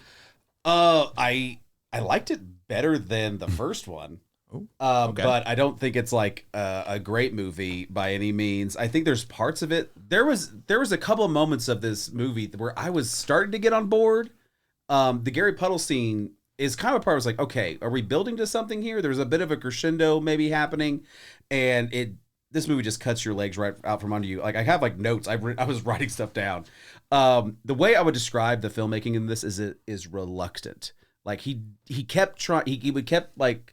Todd Phillips kept putting his toe in the water and then like pulling it back out. Like he was like, I want to do like a weird like crime prison movie. Nope. Well, maybe not that. Well, maybe I want to do like a weird twisted love story. Well, maybe not that. Maybe like a cool jukebox musical. Well, maybe not that. Yeah, he doesn't commit to anything. Right. Nothing That's is committed to in this. Like if he had committed to like the musical part of this movie, I actually think there could have been something interesting here. Yeah. But you made a movie with the Joker, or what people say is I don't Did know he? what weird with what weird world this. Oh, trust me, we'll talk about in the spoiler section. I have a lot of opinions, and you'll have to cut me off in the comic book talk. But We'll talk about it. yeah, like this movie is. I just don't know what he's wanting to do. I think, again, here's my review. If you look at the movie as every choice is made to get you to say, this movie sucks, or what an asshole, like, I think the movie actually plays better because at least you see the intent. Because like you said, every time you feel like we're going somewhere, he zags and does something totally different. And none of it really amounts to much. Because on paper, it's like, oh, okay, so it's a movie where the Joker's on trial. It's a referendum on the first movie, but by the same guy. So maybe he's actually going to get to the core of that mental illness stuff that he really only touched on a little bit in the first movie. Nope, we're not going to do that. It just doesn't have anything to say other than this is stupid. This whole exercise of Joker 1 being successful and then you people pay me an absurd amount of money to come back to make Joker 2, it's stupid. And you're stupid, executives, you're stupid for giving me the money. Audiences, I can't believe you showed up for that drivel. I can't believe the Academy thought that was a good movie. It just, okay, guys, so I hated this movie, and I don't, LaRon. You don't normally hate movies. No, Yeah. I'm always looking for the good. And Did this you movie, hate it more than the first one? yeah. Oh, yeah. And actually, to Laurent's point, I think the thing that makes me extra hate it is even though I didn't love the first one, I thought it was perfectly fine. I absolutely am never going to watch that movie again after watching this movie. Yeah. Because, like, anything that they could have paid off in this to maybe make the first movie better, it actively just takes it all out. It's unbelievable. Wow. They made a I mean- they made a Joker movie where the Joker doesn't kill anybody. Right. It's there's two locations, like we were talking about, like small locations, like the substance. There's 2 locations in it. Great. Substance, a great movie. Yeah, but there's lots of, I feel like it's not so much that he's only like dabbling in certain things. I think he's more like trying to create like a roller coaster, roller coaster of emotions of things that are happening, of things, for these characters and present these scenarios for these characters to get really good performances out of them and, kind of go with his like gut and just like instincts like happening and just kind of like here are the scenarios, these are like loose versions of these scenarios, let's see what these actors can do and let's get some magic here. I mean, I don't think he like came into it with what like the idea you're describing. Like I think everybody's saying that he's aimless in this. Like I don't know. I don't buy that. I feel like necessarily. Todd Phillips was like bragging to his buddies of like, I'm going to like deconstruct the musical and courtroom movies in this. So and he did not. Yeah, that's what I'm saying. Like I'm sure he was like, yeah, and also I'd love to know like what his like initial like if him describing the movie to his friends, what it sounded like. Like what he like. What, Well, I know, I don't know what his purpose was. In the interviews, he's talked about it's a movie about what happens when you accidentally become famous for a thing that's not true, and what do you do with that? Which is kind of funny because you're like, oh, you mean like you did with Joker 1? Yeah, is this movie Todd Phillips? That's you could read it that way. Okay, I'll put here's another thing. Wait, real quick. The idea behind these the movie itself, if it wasn't about Joker, it was just a cool like a movie about a guy in prison that goes to court and it's a musical, would be really cool. It's a cool idea. It's just that it's a Joker movie that is disappointing. I think it'd been disappointing either way because I don't. If it was not Joaquin Phoenix, Lady Gaga, it was just like 2 actors. I think Lady that, Gaga it's just like a movie, like a little sleeper hit that came out. It would be like that movie is very interesting. But I don't think, especially for this, I actually don't think Joker Fall I Do can fully exist without the first movie. They recap it several times. Oh my God. They relitigate the entire first movie, and they even show scenes from it. I'm just like, we saw the movie, bro. Like, what did you have to say? I did like the cartoon intro. That was a nice recap. I thought we were going somewhere. I was like, okay, I'm gonna love this movie. That was a good. There's a nice thing I said about it. Listen, if anything, this movie made me appreciate Megalopolis so much more. Yeah, because that movie is a disaster for a different reason. But it's interesting and it's sincere. Like and maybe I'm not being charitable enough to Todd Phillips. So Mickey, you can come in and tell me I'm wrong or being an asshole. But I feel like this is that you're making me take up for this movie. I don't like this movie either. No, I feel like, well, in terms of like his intentions, like I feel like Todd Phillips, this is a very cynical movie. Yeah. I feel like it is a deeply cynical movie that is sort of like reluctant to the fact that it must exist. It is vehemently against satisfying anyone. Right. And that's what it feels like. It feels like everywhere it goes, like I said, I'm not going to give you what you want from the last movie. I'm not going to give the people who are just showing up to see Lady Gaga, the Lady Gaga show-stopping musical that you want. I'm not giving you any of it. You know what I mean? And then not going to show you a proper Batman. We're not going to tie this to anything. We're going to relitigate everything from the first movie. I'm going to wave my finger in your face and tell you how you missed the message of the last movie. It's just, I'm like, dude, I was like, at the very least, you know what I mean? I'm like I said, I appreciate the swing in certain ways, and the boldness of it, but it doesn't make it entertaining. And the technical pieces, I think Alex said, I think this has all been said by, technically everything that's good about the first one is good in this one. Yeah. I will say it looks great. I do think the score is great. The performances are great. So the story's just worse. My question is just to what end? Yeah. What's the point? What's the point? It's so weird, but this movie is kind of indicative of the problems that Warner Brothers had for quite a while. This movie, they allowed Todd Phillips to make a $200 million film. That's a lot of money, especially for a company that's like in $35 billion worth of debt. Yeah. And they allowed Todd Phillips to make it without audience testing. Because if they had audience tested this thing, maybe they couldn't, do his contract, they couldn't have changed the movie, but they would have stopped it from going to Venice to make sure they didn't get bad reviews. Because this movie didn't get the bad reviews from Venice. It actually might have recouped at least more. It would have had a bigger opening weekend. I do think that, yeah. This is the same studio that, for some reason allowed a guy to make like a 3.5 hour Justice League movie that they were never going to release. Like, it's just the lack of control here. And it's like, once again, you should give artists space and stuff like that. But there's certain things, if I'm giving you $200 million, you got to at least have a little bit of quality control. I would say. And also, I mean, this is somewhat rumor, and I'm not here to weigh in on this because as I found out with my Letterboxd review, apparently there's a lot of people who hate James Gunn, but James Gunn was also not in the loop for this movie. Oh, no, James Gunn was like, I'm not in this thing, guys. Yeah. Who hates James Gunn? How would he be in the loop for this movie, though? Well, he's the head of DC. He's head of DC. I know that, but like, why would Todd Phillips be like, oh, well, let's get it's not DC either. It's not part of this DC universe. Well, technically, this movie also doesn't have the DC logo to start. It's not. then it's not in his DC universe, but as an exec, well, he's not an executive producer, but typically you would think, like, you know, he would be an Kevin executive Feige. producer Yeah. of the movie. He would have watched it and given notes at some point. And I maybe. guarantee if Todd Phillips, that's probably his call. Like, I'm sure he was just like, no, I don't want James Gunn involved in this. Yeah, I mean, sure. I think it was more like James Gunn saying, like, don't put this thing on me. And from what I've read, they gave him kind of the free range to do what he He wanted had with full this. free range. Like, He do was what you working want. directly with the heads of Warner Brothers on the They movie. were like, do what you want. Like, you made $1 billion movie last time and it wasn't good, so do it again. Yeah. You know what I mean? Like, and then well, Same okay, team that made Wonder Woman 84. this might be a mistake. And I don't necessarily want to distract, but you remember how strongly people reacted to The Last Jedi, and then we got The Rise of Skywalker. Okay, now imagine that, but it's by the same guy.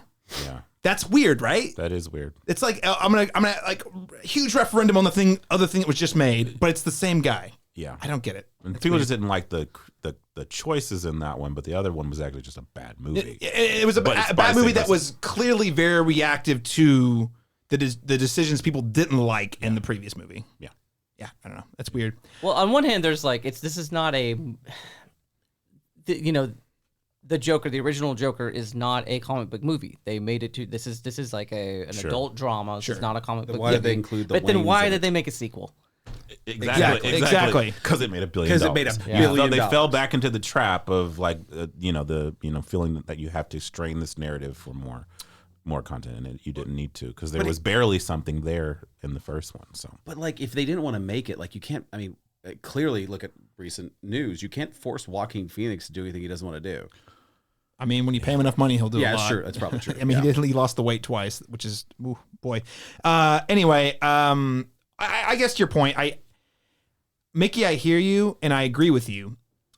The thing is, it is not a comic movie, but it kind of is because the Waynes are in the first movie. Harvey Dent is in this movie. Like, they're doing this thing where Harley Quinn it is is definitely an adult drama. You're spot on. But like, because it exists technically in this comic book universe, I feel like there is this, it made money, we must follow up. we must follow a do. Right. Yeah. Oh gosh. Well, listen. As soon as Harvey Dent showed up, I actually saw this. Did he die? Sorry. No, not- he Sorry, gets half are we his in face spoilers? burned. We're not in spoilers yet. Okay. But that's fine. Fine. It's Cool. undisclosed Undisclosed. in the movie. Correct. Yes. Okay. Real quick before we get to letter grades, I think we've hit on most of the highlights here.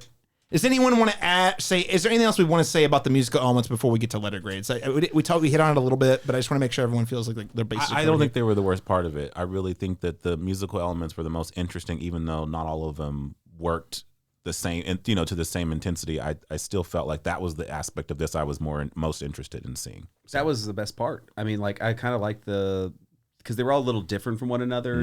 They're all kind of different types of like club acts, like and ideas and like variety show stuff. Like, I think that was the part of the movie that felt the most alive.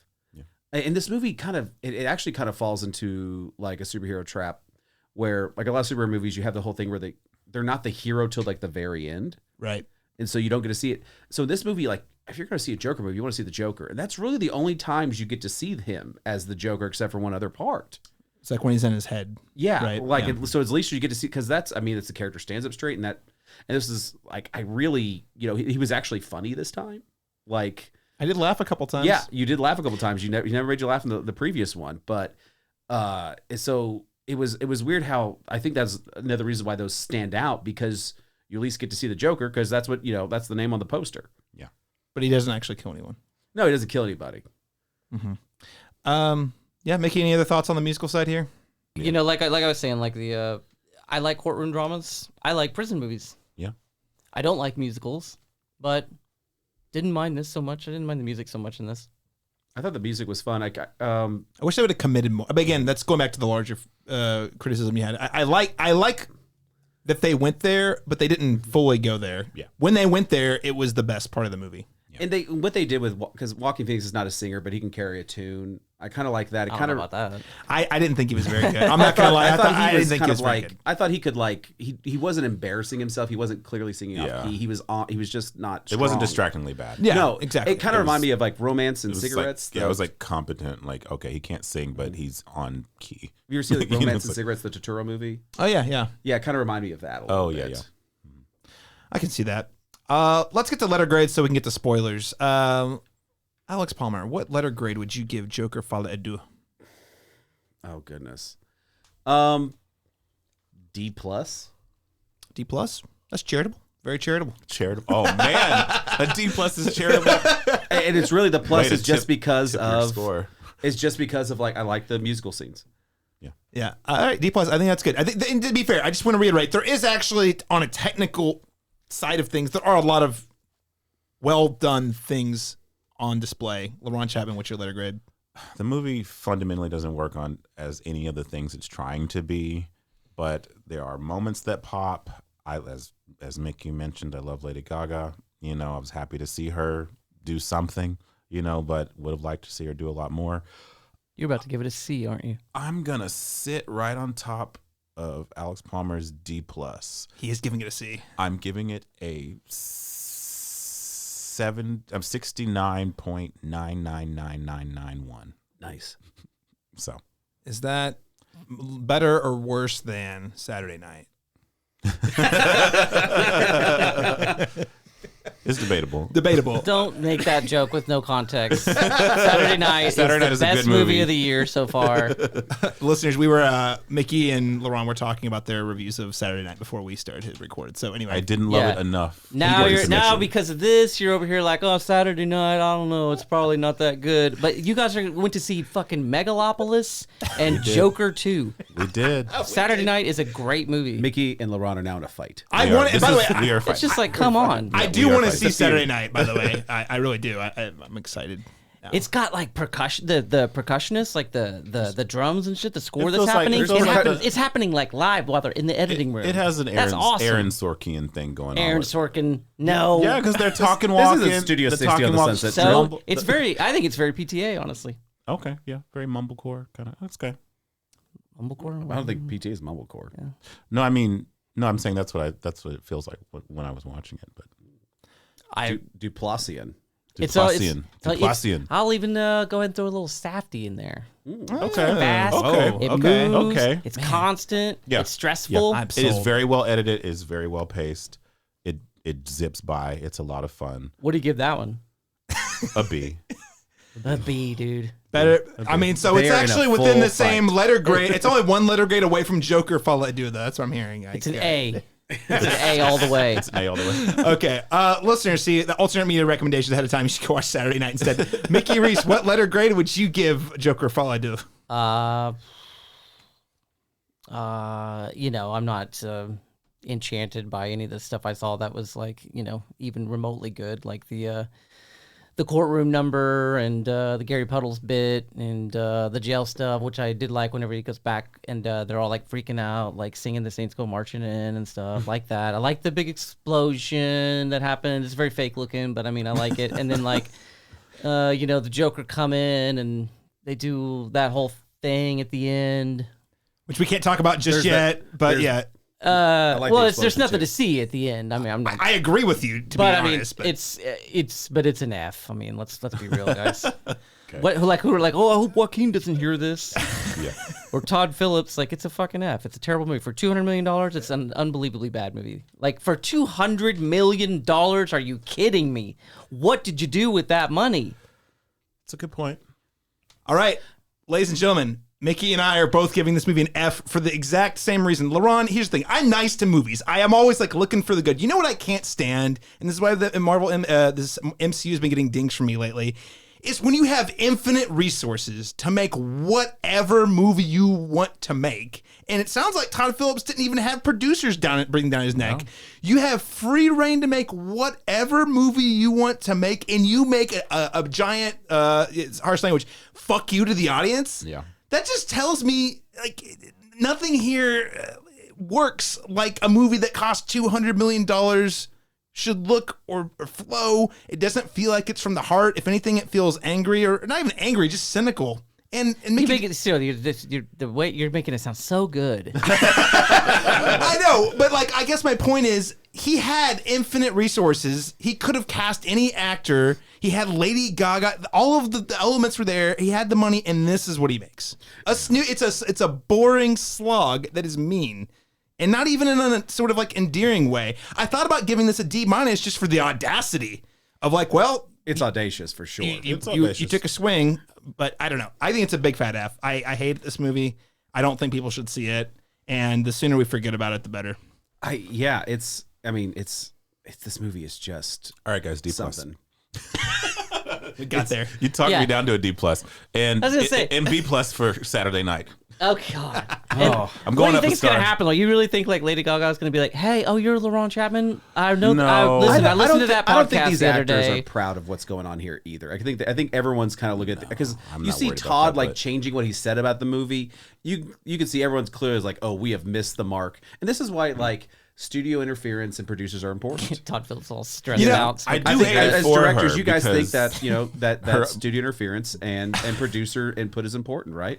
I mean, Alex. Oh God, You no. look through me. The hell? We've seen 2 movies now where we've said That- maybe studio interference is necessary Twice, sometimes. because on so- Megalops, we literally talked about this. Like, maybe, I mean, in general, rule of thumb, not good, but maybe every once in a while, someone needs someone to come in. Some feedback is and nice. say, maybe not. We do table reads sometimes, right? Yeah. Well, like art and creativity can sometimes be like a hurricane, and sometimes if you're in the middle, it all seems calm. When you need that other person to say, "This isn't working." Yeah, You yeah, know. it's not working. Like it's just there. And I'm sure that there's And a if lot they of don't tell you, they don't love you. one a good producer that actually helps a director isn't going to be taking credit for like a creative idea or something they pushed them on. They're gonna they're not going to talk about that. So what I'm saying is producers are great. They should interfere more, guys. That's what I think we'd all agree on that. Says the Oklahoma film producer. Yeah. Producers Hire me. Mickey Reece, what would you recommend people watch instead of Joker Follow I Do? We've already talked about this Saturday night. All right. Obviously. Obviously. See one movie in Now- theaters right now. Okay, well look. It's about comedy. Like the Joker. I stretched before this reach. Let's see. Like something that's in the vein of Anything, Joker? honestly. Saturday Night sounds like a great. I actually kind of wish I would have double featured that, starting with Joker, so I could have felt like my soul had been cleansed after watching this awful movie. All I'm gonna say is that after watching Saturday Night, on Thursday night, which I saw Joker on Saturday, it was gonna take so much for me to go see this movie, to see this Joker 2, because I knew it was gonna be bad going into it. So I'm just like, I'm gonna volunteer to sit in the theater for 2. Luckily, it was Tinseltown, and they have great seats. They do. Fantastic. Love Tinseltown. So to go see this, to talk with you guys about this movie.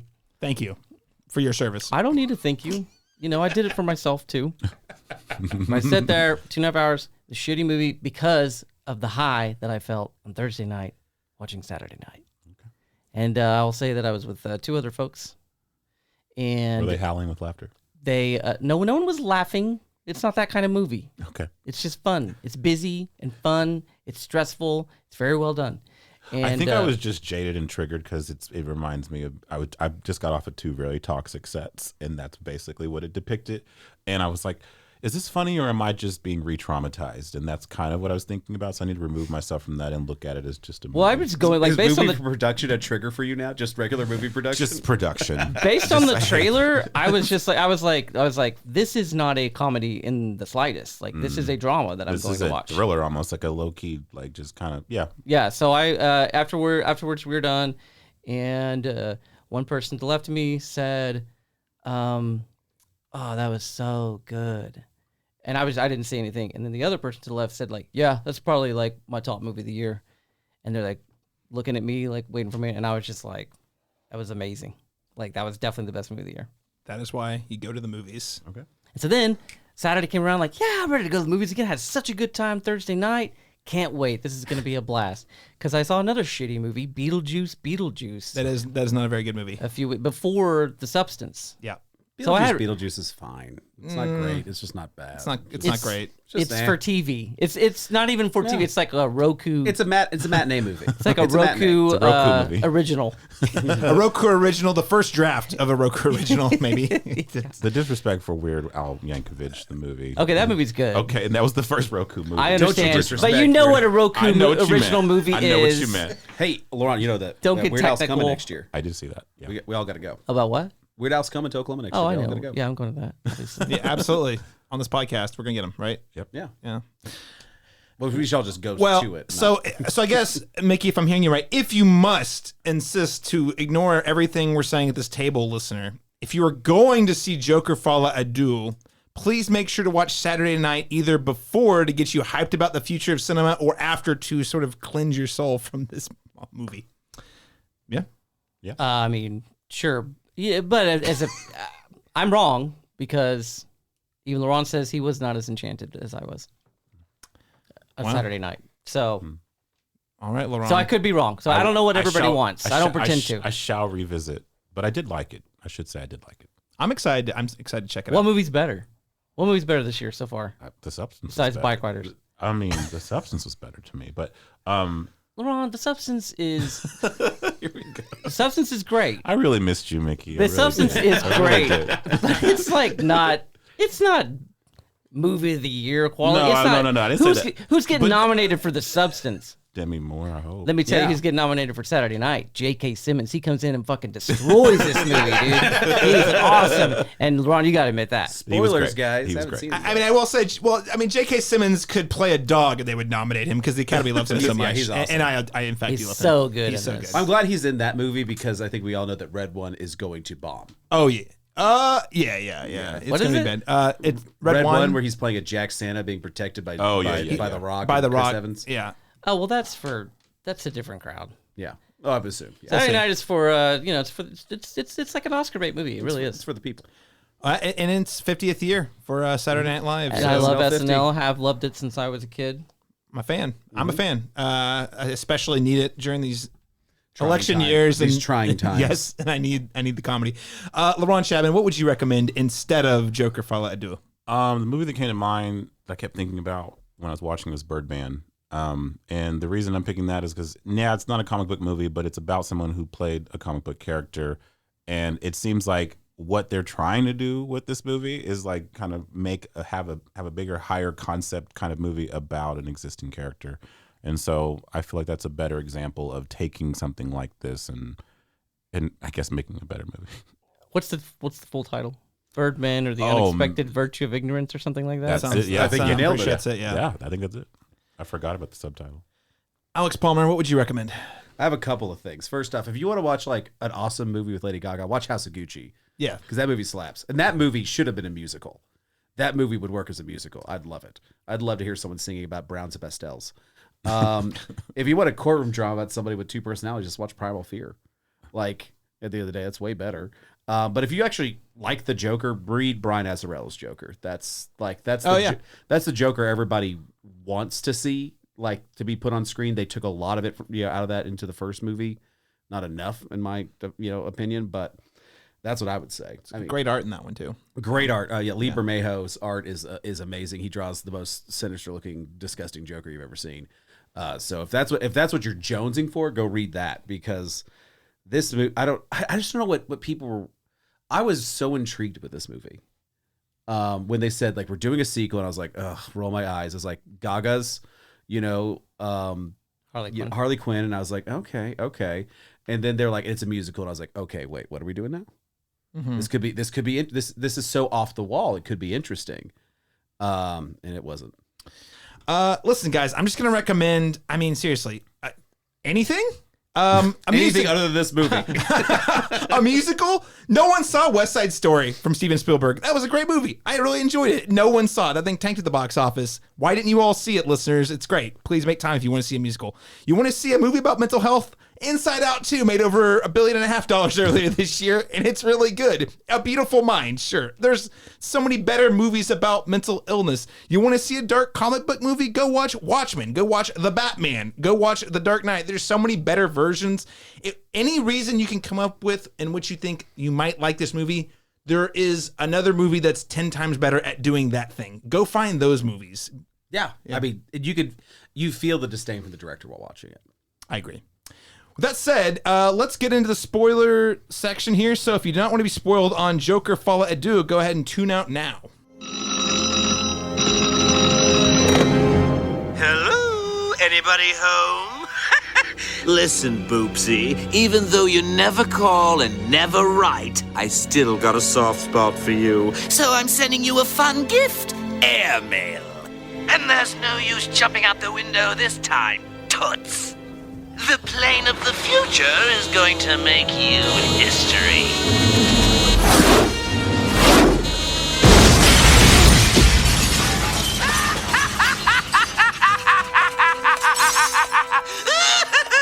Hello, operator. I believe my party's been disconnected.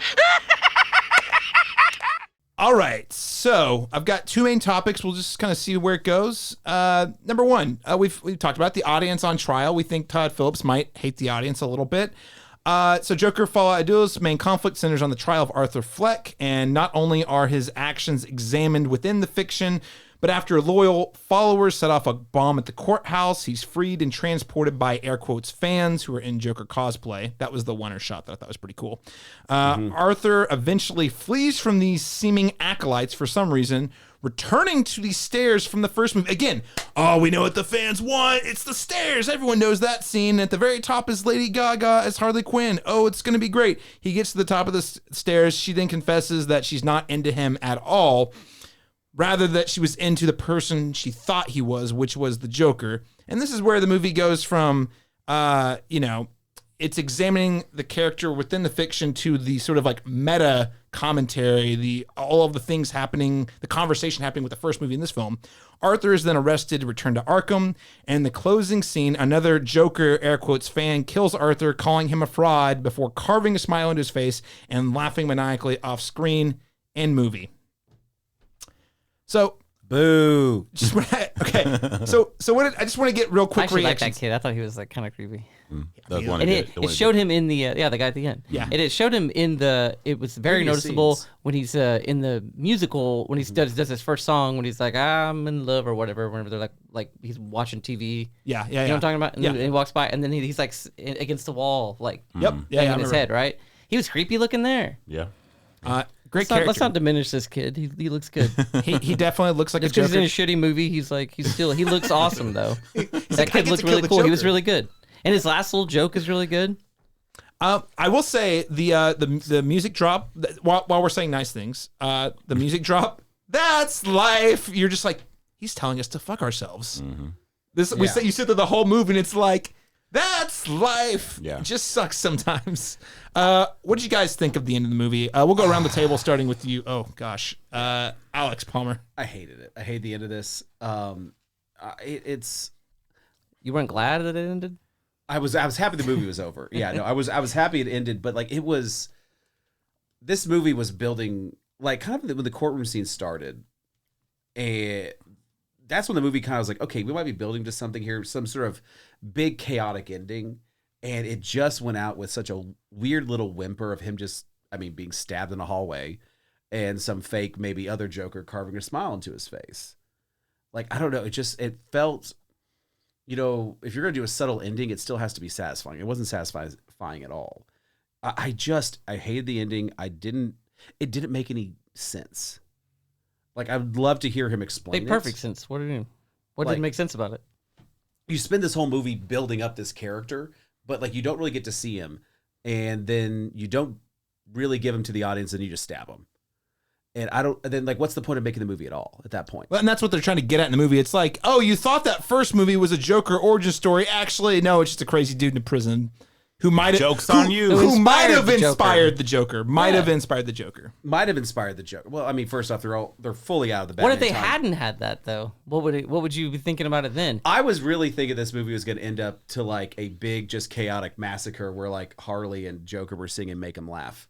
Yeah. That's what I thought we were going Yeah. to. And the thing is, you also could have done both. You could have done that, and then like, oh, that's his head. He's just in the chair, and he gets executed. Well, that's what going back to the movie is going. It's almost impressive how successfully it is to be unsatisfying. Yeah. Because you're like, oh, we want them, Harley and Joker, to do something. They don't do anything together. Right. No. They don't break out of prison together. No. They don't They rob. did for a second. Well, for 5 seconds, but they didn't get to leave. And also, we found out she wasn't even actually a prisoner. Was We she don't- real? We don't know. We don't know. Yeah. God.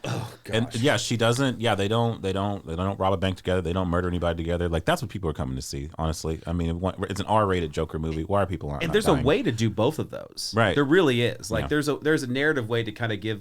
The songs could have been them brutally murdering people, and then in real life they didn't really do it. I don't know. It got me thinking about the like Captain America: Civil War. Like you want to see all the heroes fight, but like it clear at the end of the movie they wanted to be like, you know, Captain and Iron Man kind of like actually physically fighting in a way that kind of made you sad. And they were able to give you both in those movies. Like in that And it was movie. still, it was satisfying in that movie. It was still though, you know. satisfying. That ending was it was so flat and unsatisfying. Like if you want to do a smaller ending and really kind of like critique the character and stuff like that, there's still a satisfying way to do that, and it wasn't that. And what's frustrating for me was like, I mean, if you were gonna go this moralist route, which seems like what he's doing, he was like, okay, you guys, the last movie you didn't. I want a moral lecture from the guy that did The Hangover. Exactly right. It was like, okay, so everyone's missing the point. We're not supposed to glorify violence and look at him as a martyr or the hero that facilitated our needs or whatever. Why aren't we talking more about the mental health? It's like, yeah, it's like, wait, no, you're not supposed to like Joker. It was like, well, I'm sorry, you made a movie that made us think he's kind of a badass, and he stuck it to all the people that were bullies to him. It's like, so that's the movie you made. Now you can have a nuanced conversation in podcast format or something like that about what you really wanted to get from it, but that's the movie you made. You know what I mean? And so to then have him come in this movie and to basically be self-reflective and take ownership and accountability for all of his wrongs and say, actually, I'm shedding this character and I'm not going to be this character and I'm going to take responsibility. And it's like, okay, then you kill him. It's like okay, so he did the right thing and then he dies too. You know, it's like Joke's on you. You thought this actually mattered. You can't even satisfy the people that were on board with the argument that you're making for this movie. And that's so. okay. Go ahead. Yeah, now I'm like, what's the other guy up to now? Let's see his movie. Yeah, exactly. No, it's that's the thing that's crazy, LaRon, because again, like I said in the spoiler-free section, yes, it's a referendum on the first movie, and he's making everyone who loved the Joker as the badass. Oh, they don't like this movie because they're making him look weak or whatever. Okay, so you're like, all right, let's have a nuanced conversation. So you would think people, like, it sounds like largely those at this table will be like, okay, a nuanced take. Let's see what they're actually going to get into here to make it more interesting. And at every point that you think they're about to go a route, we get a good Mr. Puddle scene. You know, they don't commit to enough of it, so then it just feels like you get to the end and he gets murdered, and you're like, well, what was the point of this? Yeah, that's what's it. The whole thing becomes pointless at that point. Like, I know generally what the ending we're supposed to take from the ending is that the evil or the entity that possessed him is now just going to like some Michael Myers kind of thing where it's like he's the shape, he just represents evil, and now this new guy, anyone could be Joker because it was a persona. Arthur Fleck was just a man, and now this guy is like passing the torch in some way. Like, that's how I interpret the ending, but that's not. It's baffling just because Arthur doesn't know who he is. It's a weird, weak character, and the only really good thing he's ever gotten in his life is actually the Joker persona. It's gotten him popularity, it's gotten him a woman, it's got him all these things. So why does he choose not to be the Joker? Like, because he got beat up once? He's been beat up his whole life. Yeah, there's not really a strong case argument for why he has the shift in this movie. And I've read some criticism. There is implied sexual assault on him in this movie that happens off screen that some people have noted. Brendan Gleeson and the boys take him out, and they missed that. Yeah, it's like, but he had like, didn't they allude to some other sexual trauma in the other movie too? Well, I think, firstly, and that's a larger problem with both of these movies, is like you're doing a thing. It's like, holy cow, that's a pretty bold thing you're doing. I surely hope that you have something to say since you're deploying, like a sexual assault, or at least implying that this guy has been effed up because of that. And no, they don't really do it. But I will say the character does shift a little bit. I do know when he's being interviewed by the journalist at the beginning. Coogan. Yeah, Coogan, yeah. And he's talking about how he's basically like, yeah, you guys missed the point. You're all talking about the Joker. Why aren't we talking about mental health? I'm changed. And it kind of feels like Todd Phillips there being like, you guys missed the point of the first movie. But why did the Joker, why did he decide not to be the Joker? It's kind of unclear. I don't know. That whole, I think that was the actual worst part of the movie. Was like, you're building up to this big courtroom scene. He's dressed fully as the Joker. He puts down the stool. He grabs the microphone. Like, you think you're about to get like some sort of like Lenny Bruce-esque like closing argument / comedy thing. But no, that's what we would want. So they naturally, and then he just but it's like, but there's no reason for him not to be the Joker. Like, he's nothing in his life has shown him that anything's better than what that is. Like, so it doesn't make any sense at all. Mickey, what is your take on the ending? I said it. I loved it. I was like, cool. Yeah, give us another Joker. I like that guy. I was wanting to see more of that guy. Give us that Joker. Yeah, whenever they like I was saying, whenever they're doing the song in the so you think the TV room, and then it shows the guy up against thing. I was just like, ooh, who's that guy? He's cool. Is he gonna come back later? And then he does, and I was like, cool. So your Deux of the Folie Deux is that guy that stabs him at the end. Yeah, it's like Arthur him. and him, not Arthur and Harley. Yeah, or Lee. Lee. Yeah, Lee again. Yeah, the dancing around the names is hilarious. It's like, come on, the guy's wearing. He won't commit. To anything. He won't commit. It's not reluctant. even the name. We know who she is. It's like, come on, guys. So here's another read I'm going to throw at you guys, and see what you think. So another thing Todd Phillips has said in interviews is that he disavows the incel culture that was unintentionally celebrated in Joker, stating that the character was a monster despite being the protagonist. Again, Ron, you said it very well a moment ago. It's like, well, that's not what was on the screen. However, I do think that he is sort of trying to get at this idea that he doesn't want to be a celebrity. He doesn't want to be the Joker. So I'm curious what you guys think about how the movie examines, the audience's role in creating toxic celebrities, or just celebrities in general. But I would argue in this case, it's like, This guy takes on a persona bigger than himself unintentionally. Do we think the movie is saying anything interesting about that, or is there anything there, or am I really grasping at straws here? No, there's a lot of celebrities that have talked about like either their creations or their personas kind of being taken out of control before. I mean that's something would be interesting to talk about. I think this movie thinks it's doing that, but it doesn't do it very well. Yeah, I agree with that. Like, there's things like you want me to expound on the ending of the movie, and I'm just like, it's just not that good of a movie to do that. It doesn't really invite that kind of critique. But could you imagine how like ridiculous it would be if like Scorsese, like went back and like we got to do a sequel to Goodfellas now and show, because like the wrong people liked it. Yeah, or like Wolf of Wall Street or something. You know what I mean? Because we redo were glorifying Taxi these Driver. people, and that's not what we meant. Yeah, or Taxi Driver. Yeah, that's not what we meant. So we're gonna make a sequel here that really shows exactly what we were trying to say. Yeah, you can't. It's not a reason to make a movie. No. You know what I mean? And if that's anything, a reason to write a book or have an essay about it. It feels like it actually, or to make a different movie that's responding to it. Thank you. Yeah, that's what I'm saying. Different movie. 100% different movie. Not a sequel to the movie you just made. Well, and it's just one of those things where almost like erodes any sort of credibility you had, because that means you're not standing by the movie that you made the first time. That's also and true. that's also people are going to take what you get from. That's another thing too. Is like, as you mentioned at the top of this, like people will watch a movie and it's going to be interpreted a million different ways, and none of it's really wrong. You know what I mean? Like, it's just unless the director vehemently just tells you like this, and that's what I'm saying. It's like you can't really control how people are going to ingest your work. I think you can tell. And again, we also run into this challenge where it's like, well, we want the director to be clear about what he's saying or what they're doing, but also don't be too clear and preachy. So it is a fine line. You've got to, like any storyteller has to balance. And Laurent, you and I have talked about this many times, how it's like, sometimes if you don't like shout the point of the movie at certain audiences, they're not going to get it. So it's tough. I mean, there are Breaking Bad fans that think Walter White's a badass all the way to the end. And it's like, I can't control how you feel about that show. So I do sympathize. He kind of is, though. Well, I mean, he does some cool stuff that hurts a lot of people. Yeah, but we saw it from the beginning. Yeah. You know what I mean? Yeah. That's why like people are not gonna like start like turn on that character after they've been watching him for like 8 years or whatever, however long that show ran. All right. Well, I have opinions about that, but yeah, Breaking Bad podcast. This is not today. It is this movie. I don't know. It's just baffling. I think I don't like also Joker is a psychotic clown created in the 1940s, and they are trying to like do like deep psychological commentary on mental health in America, and that's like this is not the right vehicle for whatever he's trying to do. I mean, and he's not responsible about it. Okay, so I mean, I made the joke about Inside Out 2 earlier, but the first Inside Out, they actually had real child psychologists as consultants who reviewed the scripts and weighed in on stuff.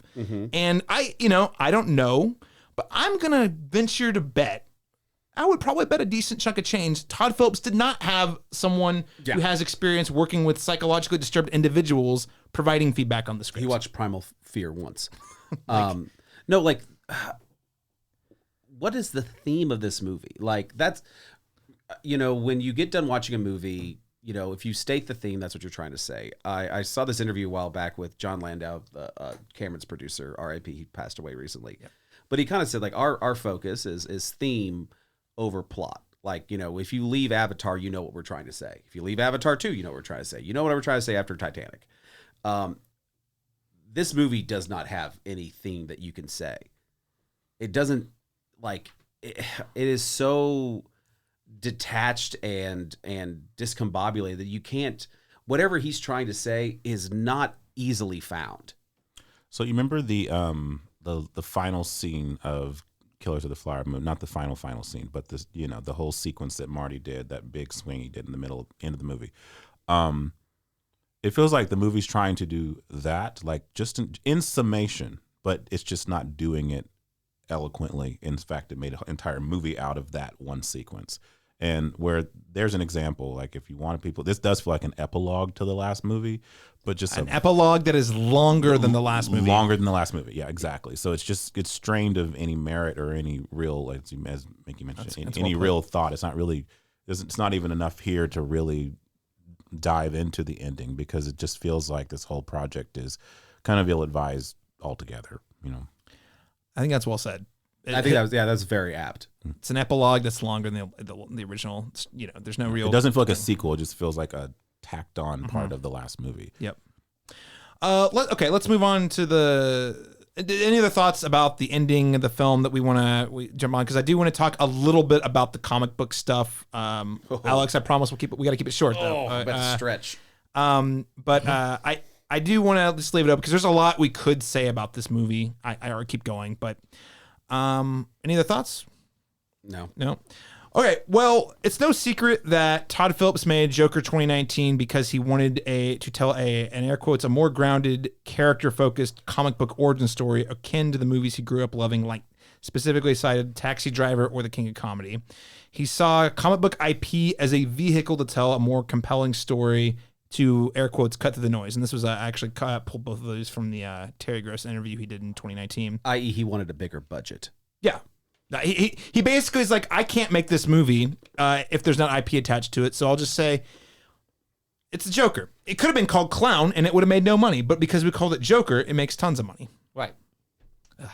What do you guys think about this approach to getting more original or auteur-driven films made using the current IP-obsessed studio system as sort of a means to the end? And actually, Mickey, I'll turn it to you. I mean, we have all three of you guys are filmmakers to varying degrees. So I'd love to hear what do you think about that?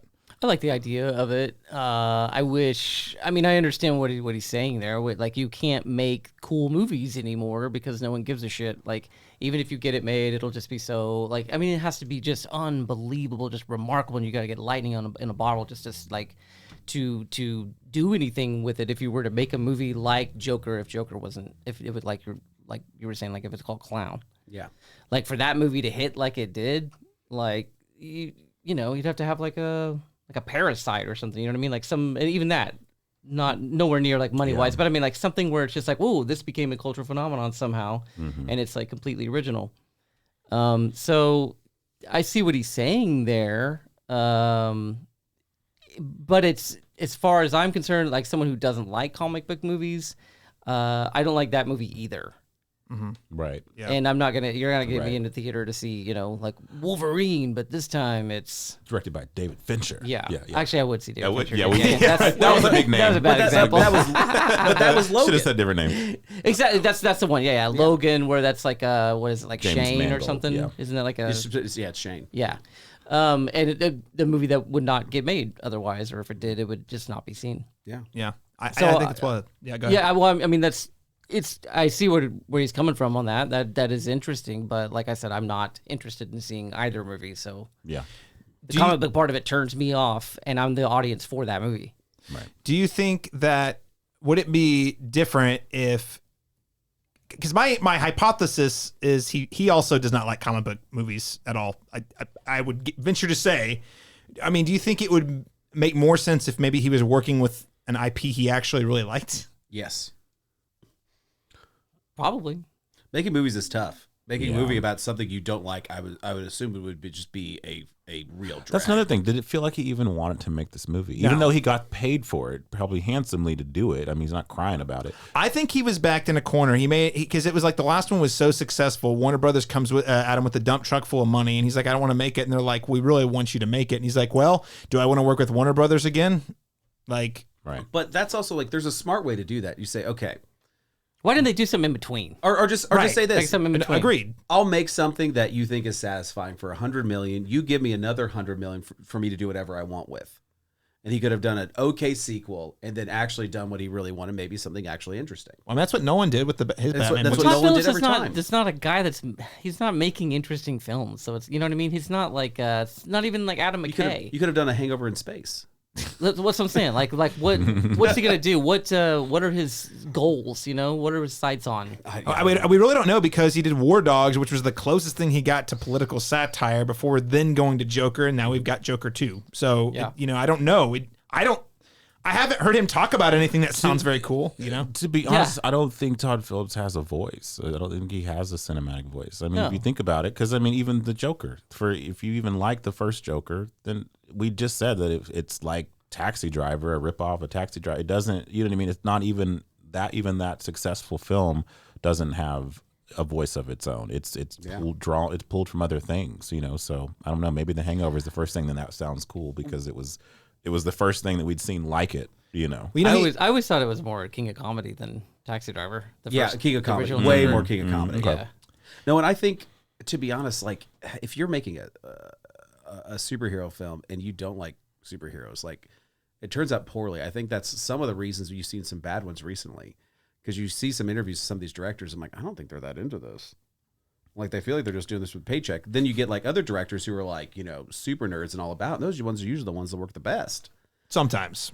But, I mean, you have a better shot. Sure. Yeah. Well, I mean, I would think that it's important that you, at the very minimal, maybe you don't like it or maybe you don't love it, but you respect the material enough to understand how it works as a story, so that you can then adapt that to the big screen. You can see that Favreau loves his superhero stuff. yeah. You can see James Gunn does. Well, even Christopher Nolan, who doesn't really like comic books that much, at least was but able. he likes Batman. Yes. James Gunn.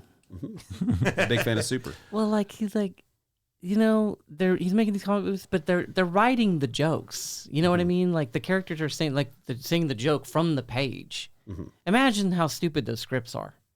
Imagine being an actor and having to read those and just being like, oh, okay, so Starman says this, and then the tree guy. I'm sorry, says real quick. this. It's Star Lord. Let's Whatever, yeah. Star Lord says this, and then the tree guy says this, and then we got to get the timing right on that, guys. Did you know what the tree guy says? Like, can you imagine? I don't know what he says. I don't care. You do. He does. He only says one Oh, thing. he says Groot, right? Yeah. They got you. But anyway, just like, come on. Yeah. Like, and he's gonna take over all the Justice League. Like, just like, what is the deal with who are these Justice League people that are just like making bad decision after bad decision?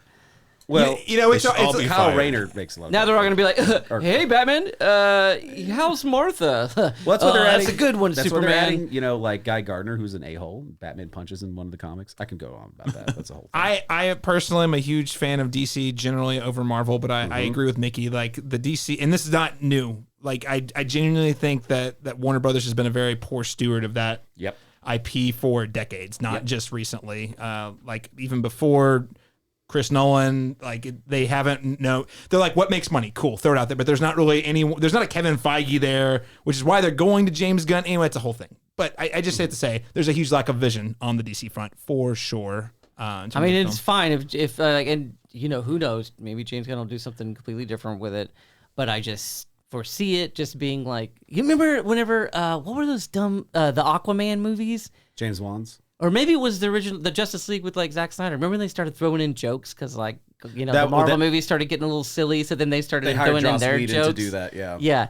Oh my God, that's so terrible. It was awful. Anytime where the jokes are written and you could just tell that the actors are just saying it because it's in the script, is so awful. I mean, like let the humor happen. Most naturally. budget like summer movies have jokes in them. I mean, that Lethal Weapon had jokes in it. You know? Well, I mean, in these things, Sure. again, you have to remember which is again, it's kind of crazy that this movie cost $200 million and didn't crazy. have audience screenings. Because I say that because the reason the jokes are written, they're usually a lot of them are added on the set, day of, on the fly, or they're added in reshoots because they've audience tested that it's not getting enough laughs per minute, so they add more jokes in. That's why the Deadpools do so well, because his mouth is covered, so you can just ADR and new jokes and just and test and test and test. It's pretty good actually. It's like, make that Kamala joke.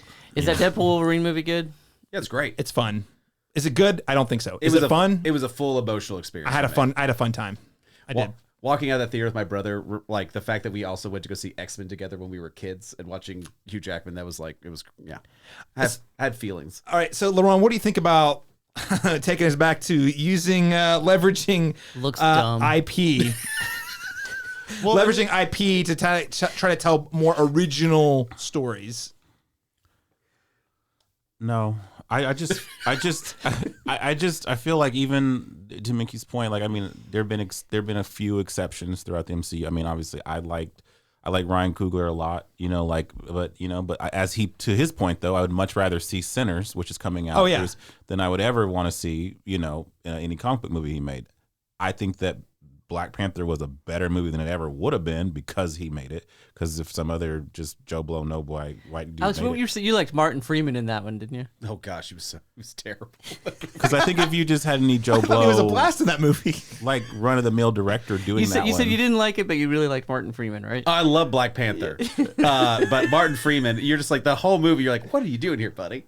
Wait, why are you here? Yeah. No, I mean, it feels like that movie was better than it would have been because Ryan Coogler was attached to it, and he's obviously, I mean, it was the blackest, you know what I mean, Black Panther that we would have had, like had a white director, say, filter through and took the same material. Like you could see that his influence in it made it better.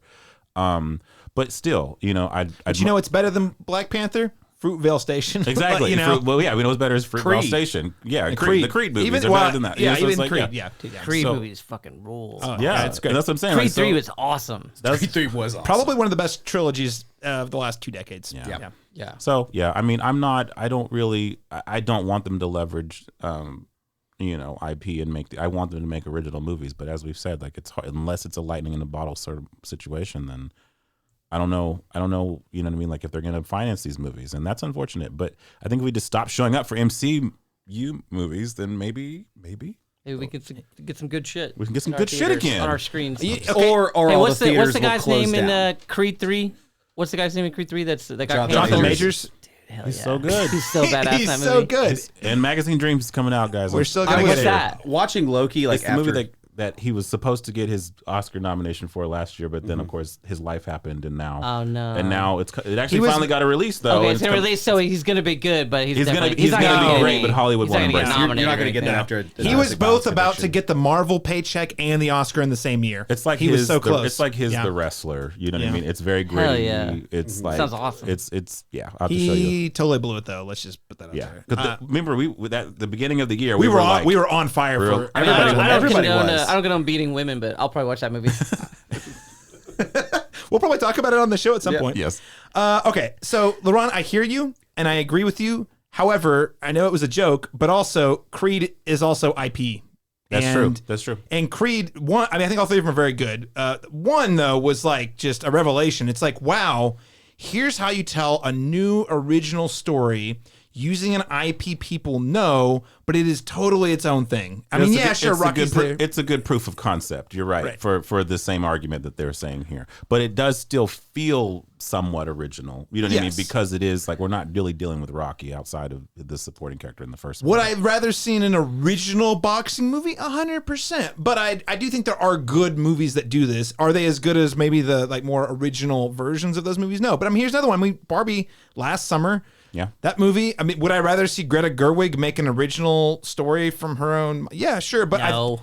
I mean, they gave her. Barbie's great. No, Barbie's awesome. I do love Barbie. I'm just saying, like, if you're saying Barbie 2 or original Greta Gerwig movie, she said Chronicles of Narnia. You know, I'd rather just see original movie, you know. Oh, yeah.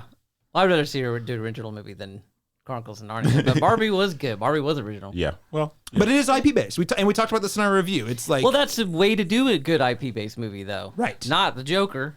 yeah, take something that doesn't have any. Well, I guess we said Joker wasn't really. I mean, Arthur Fleck wasn't really a character, so I don't know. So It's still Joker, though. We've been watching Joker. I've been watching Joker since 1989. Since the 80s, yeah. Oh, I'm sure you saw the Cesar Romero version before that. Yeah, but I don't count those. 89, Batman, Tim Burton, Michael Keaton, Hey, you ever Jack danced with the Nicholson. devil in the pale moonlight? Fucking hell yeah, dude. That movie was awesome. When I was a kid, dude, there was nothing. That's what made me want to make movies. Yeah. I was like, movies are so badass. Mom, do you know how badass movies are? Like, have you seen Batman? It was awesome. incredible score. I still maintain one of my favorites. my goodness. Ba-na-na-na-na. Well, I have Yeah. I do have a lot of thoughts on this. Okay. All right. So Alex, I have strategically given us 10 minutes collectively. I gotta get outta here. Yeah, exactly. You've got, we have 10 minutes left in this podcast and we still have to wrap up. So that gives us 5 minutes to talk about the comic book aspect. I do have to beg the question though. How does this film use what people know about the comic book to greater or lesser effect? And I do think this ties into the IP thing. I'm going to preface this because, and Alex, I'll let you go. Mm-hmm. But the thing that is frustrating about this movie is it so badly almost like ashamed of being a comic book movie. However, it must include the references. It must include the Chekhov's Harvey Dent in order to be able to say, oh, it's set in Gotham, the Waynes. Does it say anything meaningful? I don't think so. Alex, what is your take on how this film uses comic book lore and history? Well, let me talk about we were talking about IP there for a second. There's a lot of good movies that have used like superhero or comic book IP really well. The Watchmen TV show did an excellent job. Oh, yeah. I think you have a movie like Dread from Alex Garland did a great job. Yeah. I think you also have like a history of violence is a great use of a comic book. If you look back in history, still a large chunk of movies coming out, like even in the mid '80s, were IP based. It's based off a book or something else. I mean, it's like because that's what you use to get people in. Like people like what they can recognize. So that's kind of my first thoughts. Like on that bit, there's always going to be IP based something. It's just that comic books became the dominant form. It used to be books. I mean, Stephen King. They put Stephen King books were being made for decades. That's all IP stuff. But I think that, if you have good directors and people like, you can take something, use that to get them in, still be true to the characters and still say something interesting. It's still possible. There's plenty of movies that have done that. Also, there's another thing, especially with comic movies, these movies are meant for kids, at a certain level. That scene in the first movie when he shot Robert De Niro in the face on TV, kid friendly. I know. Well, I know that. Yeah. The animated version of that same scene at the beginning of this movie? But the people reading it were kids when they were reading it. Now they're adults. Well, yeah, but I think about like Wonder Woman. I remember this one reviewer was talking about like he was leaving the theater. He's like, I was thinking about all these plot holes, this and that. And then I saw this little girl with her grandmother and she was punching and kicking the air. And I go, oh yeah, that's what this movie is for. Right. So that's a lot. That's what a lot of these are for sometimes. Okay, so here's the thing with doing the Joker. One of the cooler parts about the Joker in comics is that he's an enigma. And we have this weird thing like in pop culture right now of wanting to explain the unexplained. And I don't think that makes it fun. Like I don't need to know the full psychological background of Michael Myers to enjoy a Halloween movie. Rob Zombie. Yeah. But like, so when I was a kid, I watched pro wrestling. And there was this guy, the wrestler named Sting, who would appear in the rafters sometimes, and like he would come down on a rope and like fight Hulk Hogan. I didn't need like a 15-minute video of him like crawling into the rafters and hooking himself up to stuff. I just thought he was cool. He was up there. I don't think you need to explain everything all the time. I think a little bit of mystery helps. And this movie is that was one of the main reasons I was already opposed to it when it came out. I was like, why do you want him explained? Isn't it more fun if you don't know? Like, that was one of the best things about The Dark Knight. He told you 3 different origin stories of who he is, which I was like, And none of them were that he killed Arthur Fleck. yeah, Yeah, exactly. exactly. They got the Dark Knight got it wrong. Yeah. I mean, that's He said, "I just want to watch the world burn." Yeah, and you were That's like, interesting. Okay, cool, bro. yeah, Got you it. can't figure him One out. You're directive. guessing the whole time. Like, that is what they. I mean, Well, that goes back to the Killing Joke. Even in the comics, at one point he says he goes to this whole elaborate or horrible origin story, and then later at the end, towards the end of the comic, says, "Yeah, that's how I remember it this time, but other times I remembered a different way." And it, yeah, you know, and they did like another like comic book recently called The 3 Jokers of 3 different origin stories. Like, the whole thing is that no one knows, and like, you don't have to explain everything yeah.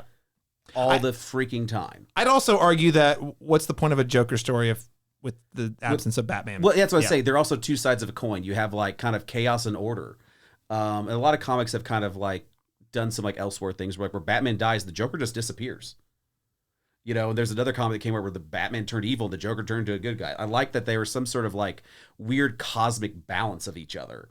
I think they work well together. They enhance each other. You know, kind of doing Joker alone. Just there's a reason why they made a Joker comic in the early 1970s that only ran for like 8 issues because it just doesn't work on his own.